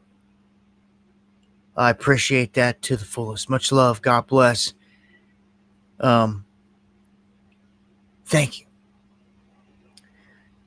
Trump, though, making a statement, will Putin go back on it? It's probably why this phone call went down. The Alaska summit reinforced my belief that while difficult, peace is within reach, and I believe that in a very significant... I didn't mean to play that. It says, this one here shows some of the key things to take away from on Ukraine here. Russia's official goals in this conflict are to demilitarize Ukraine or to denazify it. Okay, number one. Number two, restore the country's constitutional neutrality. And three, obtain recognition of on-the-ground reality. You know, make of it what you will. That's how they put it there. In the order that Putin goals were mentioned, Trump therefore likely expects Zelensky to either agree to curtail the size of his armed forces after the conflict ends, so reduce the size of the army. And there's other stipulations there, which I'm not going to go through the whole thing here. It doesn't really matter, in my opinion, about all that if Zelensky's just not going to agree to it. Last time he pitched a little sissy fit, and this whole thing could have been over already. But he decided to attack places while they should have been talking peace. You should have been showing the other side that you really mean it. Meaning that, like, if you're trying to have a ceasefire and talks about it, then, like, you know, I don't know, maybe while you're sitting at the table, you don't have a planned attack happening to hit your enemy. That's what they did last time. They hit Moscow with a bunch of drones as the meetings were going down. And when it comes to who funds this whole thing, it's no secret. It's the U.S. If we're backing out of it, you know, like, what would that have meant? Well, we're really not. Like, we're going to continue to funnel weapons in there. They're going to buy them. So, like, to a degree, you know, it's all about the weapon sales here. They can come to a compromise, but, like, they love this war. This whole war has been money spent for both sides. And that's the racket. War is a racket. Rothschilds control the money flow to both sides of this thing and always have, and still do to this day. The world is a stage. So EU, the US, Germany, the UK, the top cats supporting all this in terms of Ukraine.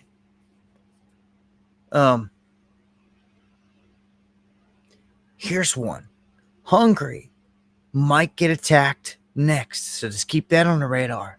The EU may be preparing for regime change there.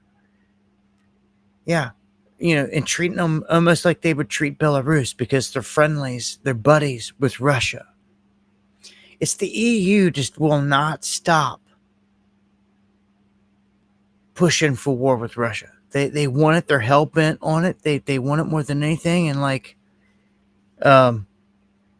it's nuts, man. They want it bad. You know what's crazy, though? If you look back at the end of World War II, how did it end? Russia and the United States came together and nobody could touch us. I'm down for that. I'm down. Partner up, and I don't know why you ever. I'll tell you why we never could keep it together and why we left it. It's because war's a racket. Raytheon, all these major biggest companies, they make money off selling weapons. You heard Hillary herself say it earlier. I mean, gosh, it's plain as day. It's clear on what's going on. So, man, and Israel's no different. All the weapons that flow through there, all the bombs that drop, genocide that's making them more money. Why do you think no one ever cares? Because they're making money hand over fist in these situations, selling these weapons. It's a racket. War is a racket. But the U.S. and Russia have to be propped up on opposite sides for it to work. You see? And I almost feel, because if you go back and you look at the footage and everything that happened, dude, we were in great terms. Our president was over there celebrating, watching parades in Moscow with Stalin, all this stuff. Stalin had all this stuff, was driving American vehicles, all this American influence. They went into this private meeting, and when they came out of it, everybody went back to their corners, and it was F the other side. And everybody's like, what do you mean? And ever since then, that's how it's been. Can't trust them, this and that. But I feel like it's a ploy. I feel like the whole thing's it's just a ploy on the world stage. If Russia and the U.S. come together, no one could touch them. You flatten everybody. It's red, white, and blue across the board. Major Christian nations. You couldn't touch it. You encompass a majority of the freaking planet as it is. No one can mess with you. You just can't have that in this world like this, unfortunately.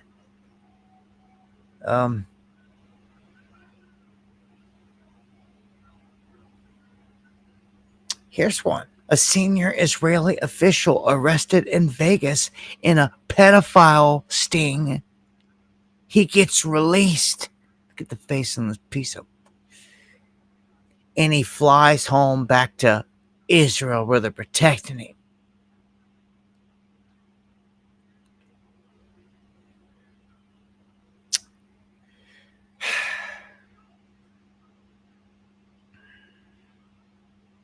This is just nuts, man. You wonder how this keeps happening. You just let them fly out of the country and get out of here right on back. Oh, he's going to Israel. Who cares? I don't know, man. It's so criminal. It's so criminal, man. It pisses me off. All this stuff. There's not enough. This whole thing is just a big game. All the human trafficking and all this stuff. They don't never talk. The news never talks about the real deal stuff. The killings, the murders, the adrenochrome. The real deal stuff. Israel alarmed over suspected Chinese support for Iranian missile program. Well, this is not a shocker. Why should they be alarmed? It's obviously the side that they're going to fall on for war here. Um, it's just made that way. China is propped up to be on the opposite side for big war, and they're going to be on the side with Iran, obviously, and Pakistan. Iran, Pakistan, China, obviously one big block there. They're in Russia. That's why India is kind of cornered over there. It's like they're fighting Pakistan. They're not on the best of terms with China. Um, they really need the United States, you ask me, on the world stage.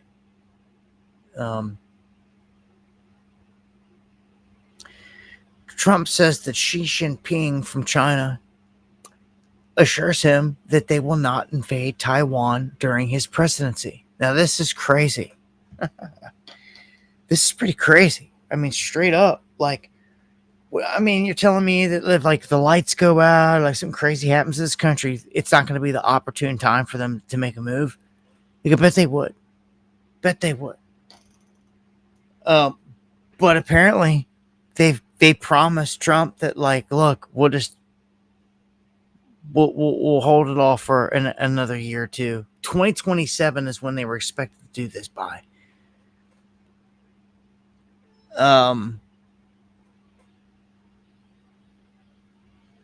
This is crazy. Like,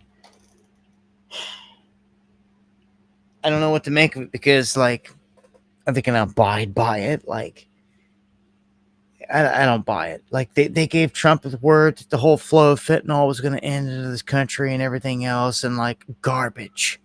All of it's garbage.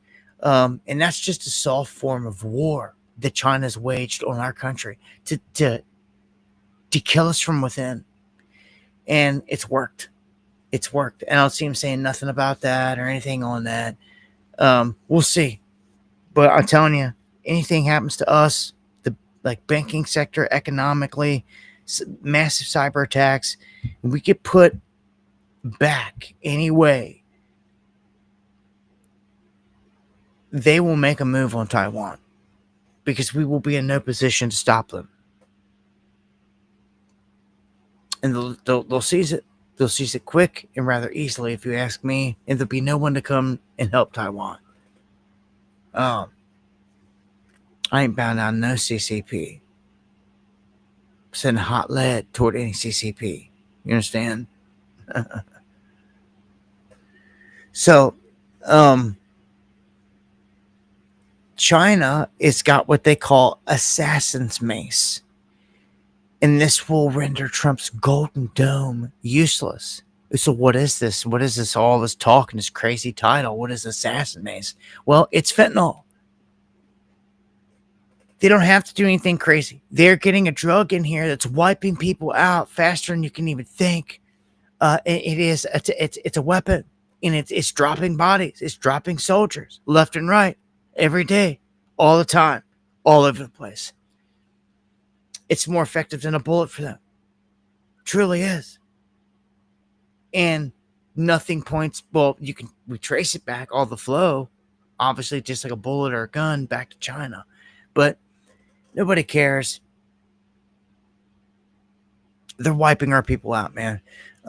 So when you hear assassin mace, they're talking about fentanyl and the fact that they're literally using it to wipe our people out. Generations. I'm telling you, dude, I was just writing all the people that I know that died down on a piece of paper I've got sitting right next to me. And dude, it is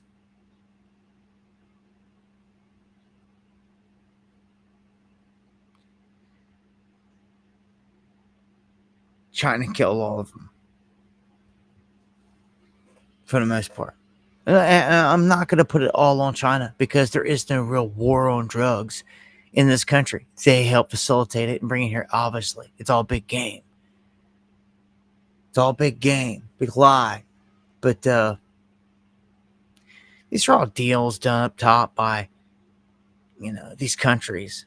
And all this stuff in the headlines is garbage. I see no slowdown on the flow of this stuff into this country. Oops. Here's an interesting one. Bolivia just booted its ruling leftist after 20 years in power. So, switch up here to this final phase. Some final updates here. Going around the globe, we are making a move. We are posturing for a huge military move. Our whole southern borders clamped down. He's obviously targeted the cartels, called them terrorists, and said that we're about to start taking them out. We've got warships. We have Poseidons out there crisscrossing the area now. We have freaking destroyers positioned in the Caribbean. Destroyers. Something is about to happen. And when you look at a map, it becomes pretty obvious that, like, Venezuela is right there. You know, the same Venezuela, they got a $50 million bounty on the leader's head. And, like, it's a huge problem, it seems, for Trump and them. And it's the most, like, oil-rich place on the planet, especially in the region. Like, I think they're about to do something huge. Yeah, they are. So, thousands of troops just got deployed to the area. I would watch this one. Latin American waters, a narco terror operation looms. They're going to start pounding cartels, drone striking them. There's not going to be a whole lot of, like, gun battles. There's not going to be no need for it. They're just going to track them by drone and strike them. And these cats in Mexico, these cartel cats, are going to start to feel the pain of what all these other cats around the globe have been feeling. Ukraine, Afghanistan, all these cats have been getting drone struck. Then they're going to have to change their tactics up on how to take down the drones and stop them. And I'm telling you, America, if you're smart at all, you'll learn. You'll learn from what they have to do. But you'd be a fool to sit there and think this isn't going to get turned on you at some point. Here real soon. Drones, hawking, hunting you down. Can't even see them so far up there.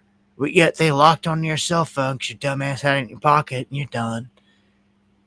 You know how many kids have been blown away in fields because they had daddy's cell phone on them and they're out milking a cow and they get struck by a drone by some dude sitting in a facility in Arizona on a compound somewhere that is treating it almost like a video game.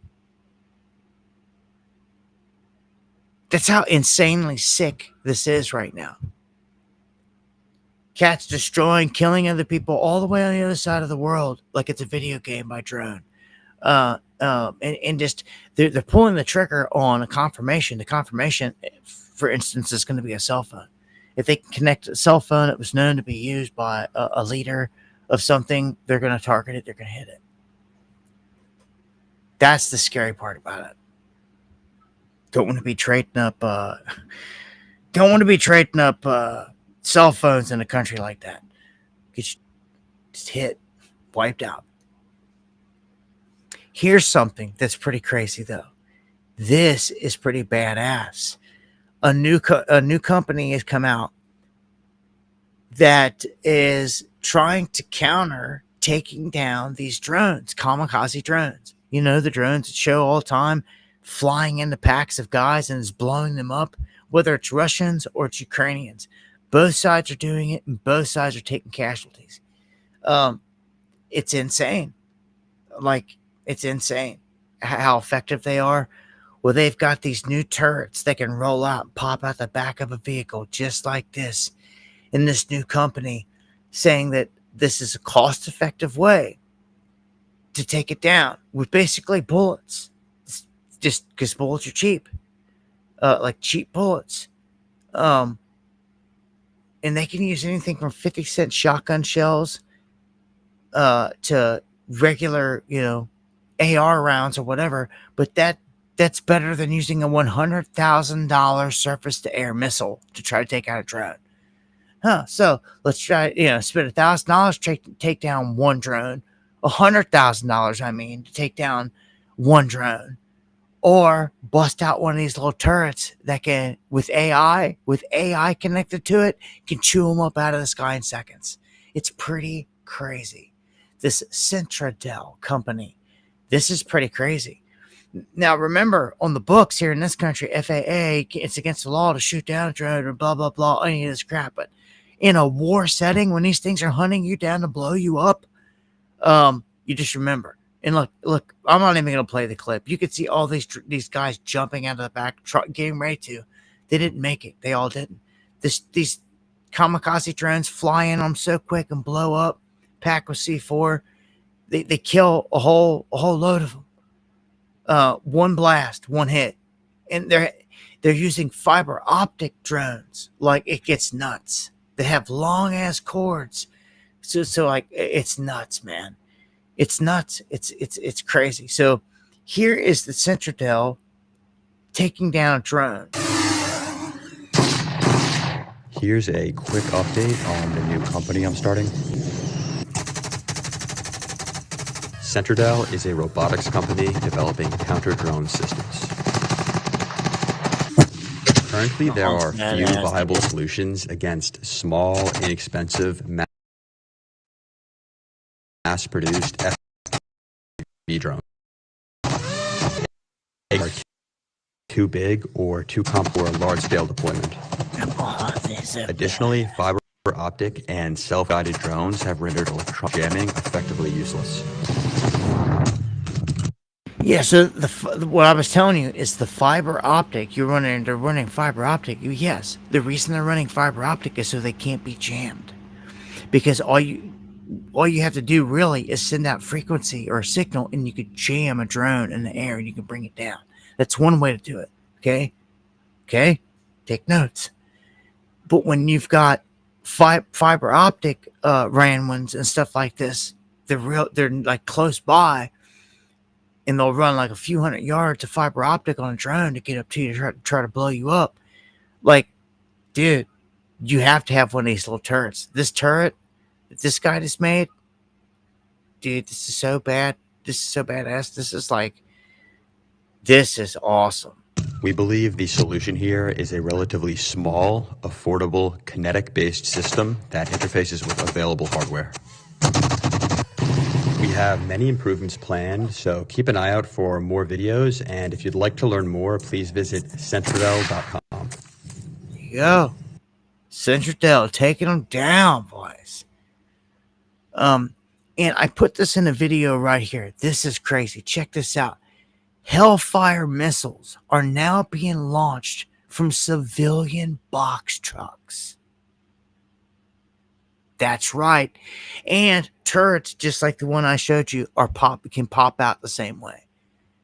Like, box trucks now they're putting a warning out, because also inside the box truck it can be loaded with drones. Like, a whole fleet of drones could take off. Just as they could out of a warehouse or anywhere else, or off of a ship, as we've talked before. Civilians can contact them on their site. Yeah, Uncommon. Yes, that's just dope, dude, bro. I mean, that thing was just, that was badass. That little turret system is like, dude, for like just defense, period. That thing was bad to the bone. But, couple that with a box truck that has a side that just pops out and rat-a-tat-tat. Crazy, the weaponry. But you got to think about this. If, like, we start getting attacked by drones, how are you going to stop them? You might want to do a little bit of research, try to figure that out, right? I would think. Well, I'm telling you, that turret was bad. The AI turret right there. And Steve, much love again, man. Thank you so much, man. Some of you, I appreciate you more than you know.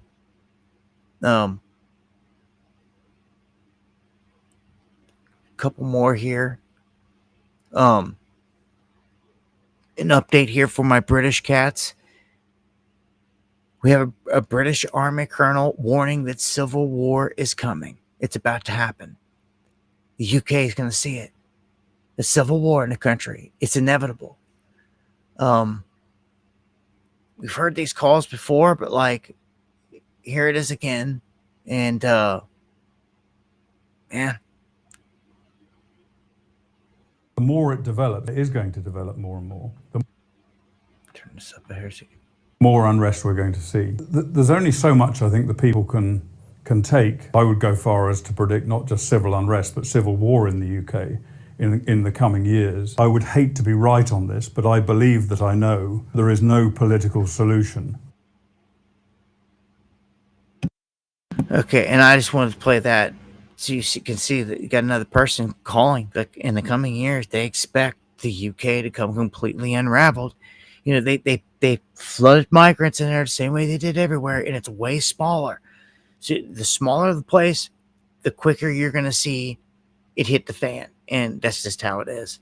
There is no waiting to see how it turns out in other countries. The smaller the country, everybody got hit with the influx. Like, in some, the influx was harder than others. Ireland, it's these other countries, man, they get hit hard, man. UK as well. I pray for them. And I think, I mean, I would like to see these places that are known, like, you know, like you go to somewhere and like Mexico, you go to Mexico and like, you know, that those are Mexican people. Like, I don't want to go to Mexico and like see all kinds of like different type of people that are like not Mexican and like never know what a native Mexican is like. Like, that's insane. You go to Ireland and some of those places and pockets, like, you can be hard pressed to even find a white person. That is insane. That's insane. Like, I don't want that. I want cultural heritage roots to be there no matter where I'm going. You know? Just the same if I want to go to like the middle of the Congo, I expect to go there and see some rooted, you know, black folk that have been there for their whole life. I don't want to go there and then see like a whole bunch of different stuff. It's different. It's no different than anywhere else. When I go to Japan, I want to see Japanese people. And I'm going to go there and see like, where am I at? Like, you shouldn't be asking that. You should like know about the people, right? Like, that's my thing.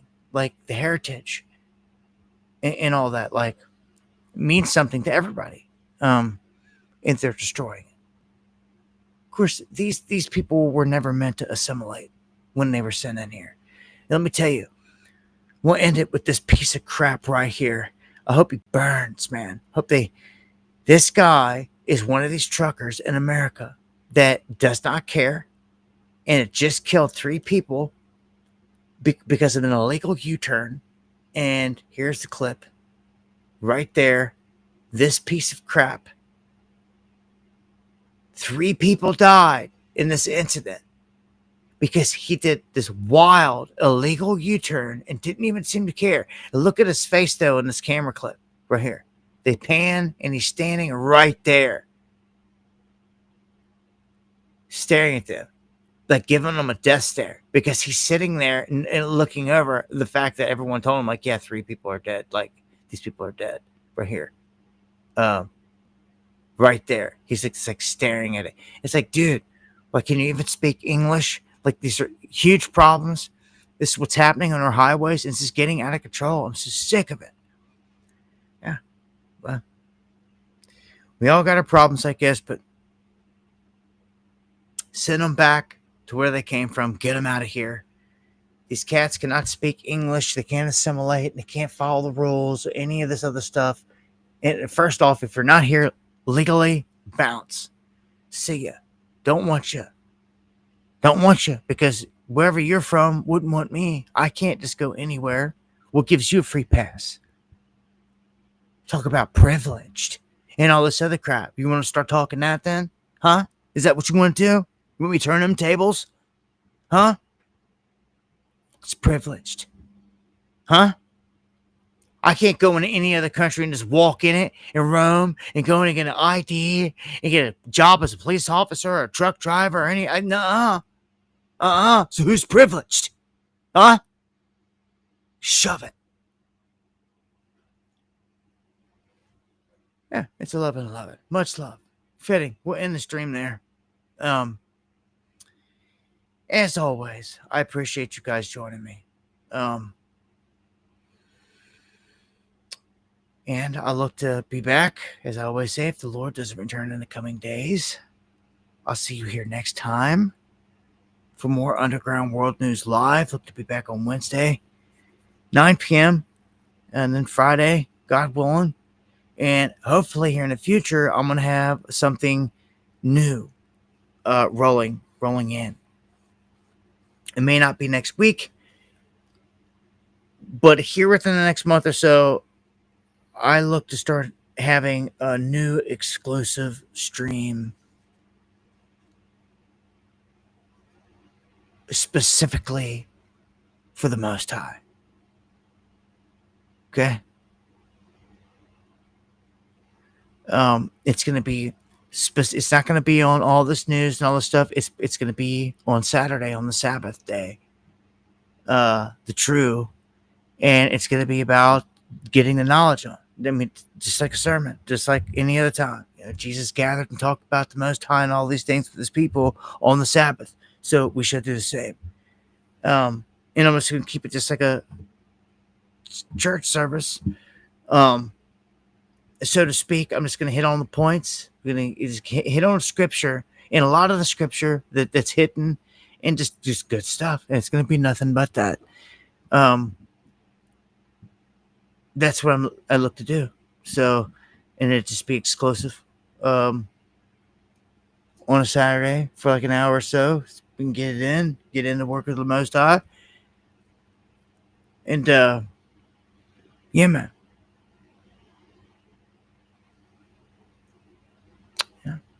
So, much love.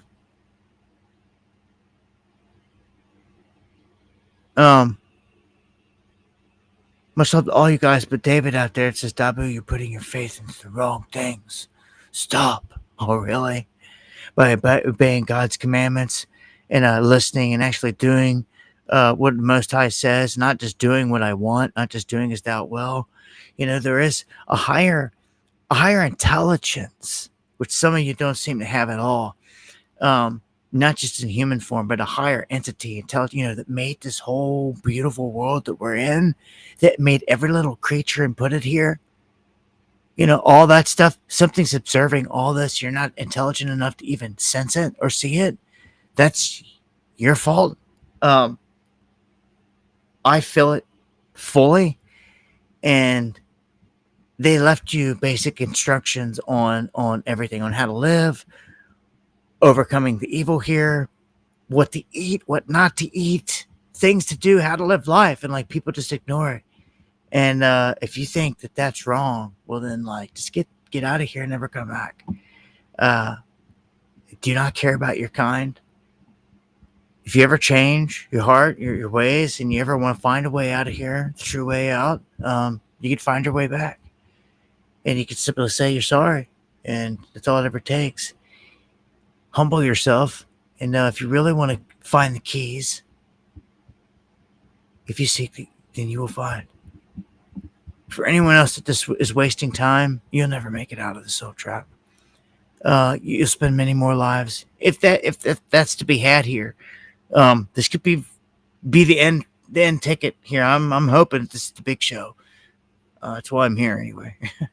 Hoping that this is where judgment happens, and I'm living the life where it happens. Because as much as I don't want to come back in here, I mean, what am I going to say? Like, I want to come back in. Oh, it's the life after this. I just so happened to come into the one right before. Like, you got to go back in. Like, I'm not coming back in. I'm not cycling back in here if I have anything to do with it. I'll sit in the rock and I'll wait. And if you don't know what that means, well, then, again, you're slacking. It was written. They built a place where the souls go. But it was pulled out of your Bible. It's all in the book of Enoch. But again, if you don't care, you don't care. But there's a place where the souls go from here. It's all of it, man. All of it is there. And again, we're gonna hit on all this stuff coming up on Saturdays. You get to the bottom of it so people can know the truth and not just wander around making crap up. So You can be one of the people just make it up and keep regurgitating crap you heard from 20 years ago, and you never even read the Bible anyway. And you're just, oh, well, the Bible says this, but you never even read it, crack it open, or nothing. You're a hypocrite. Just go to church on Sunday if you even go, just to try to justify all the sin that you turn around and do as soon as you get out of there, and all week long. It's supposed to be a daily thing, the way that you live, the way that you treat others. You're supposed to master this life and not have these things master you, not have cigarettes control you, not have alcohol control you, not have sex control you, not have drugs control you. You are supposed to master these things. But what do you know about that? What do you know about master? What accolades do you have? What can you go in front of the Most High and say you mastered in this life at all at this point? Huh? These are stripes you can all earn. Who's doing it? Yeah, you better get with it, man. About time. As we are here tonight. Again, much love. God bless to all you guys.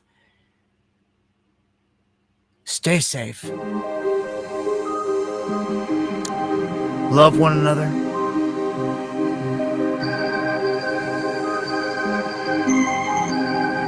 Put souls in rocks. Yeah. Well, William Rogers, that's what scripture says. Raphael explains the whole thing. The archangels of God, they're real. Michael, Uriel, Raphael, they're all real. In my opinion. I don't know what some of you guys are thinking of here. But something created all this and is watching over it. And you can feel it. Yeah. You better be right with the heart, because you get put on scales.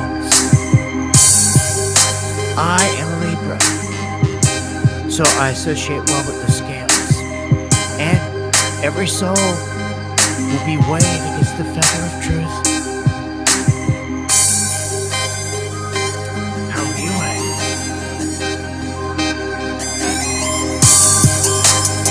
Much love.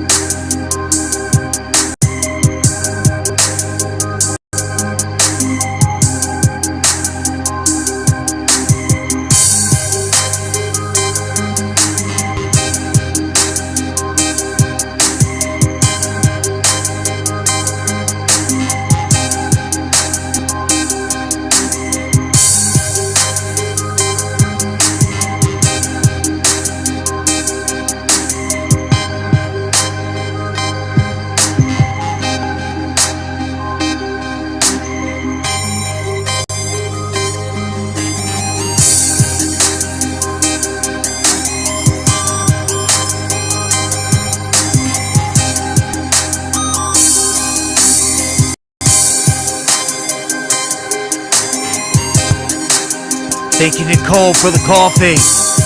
Much love, God bless. And yes, never stop praying.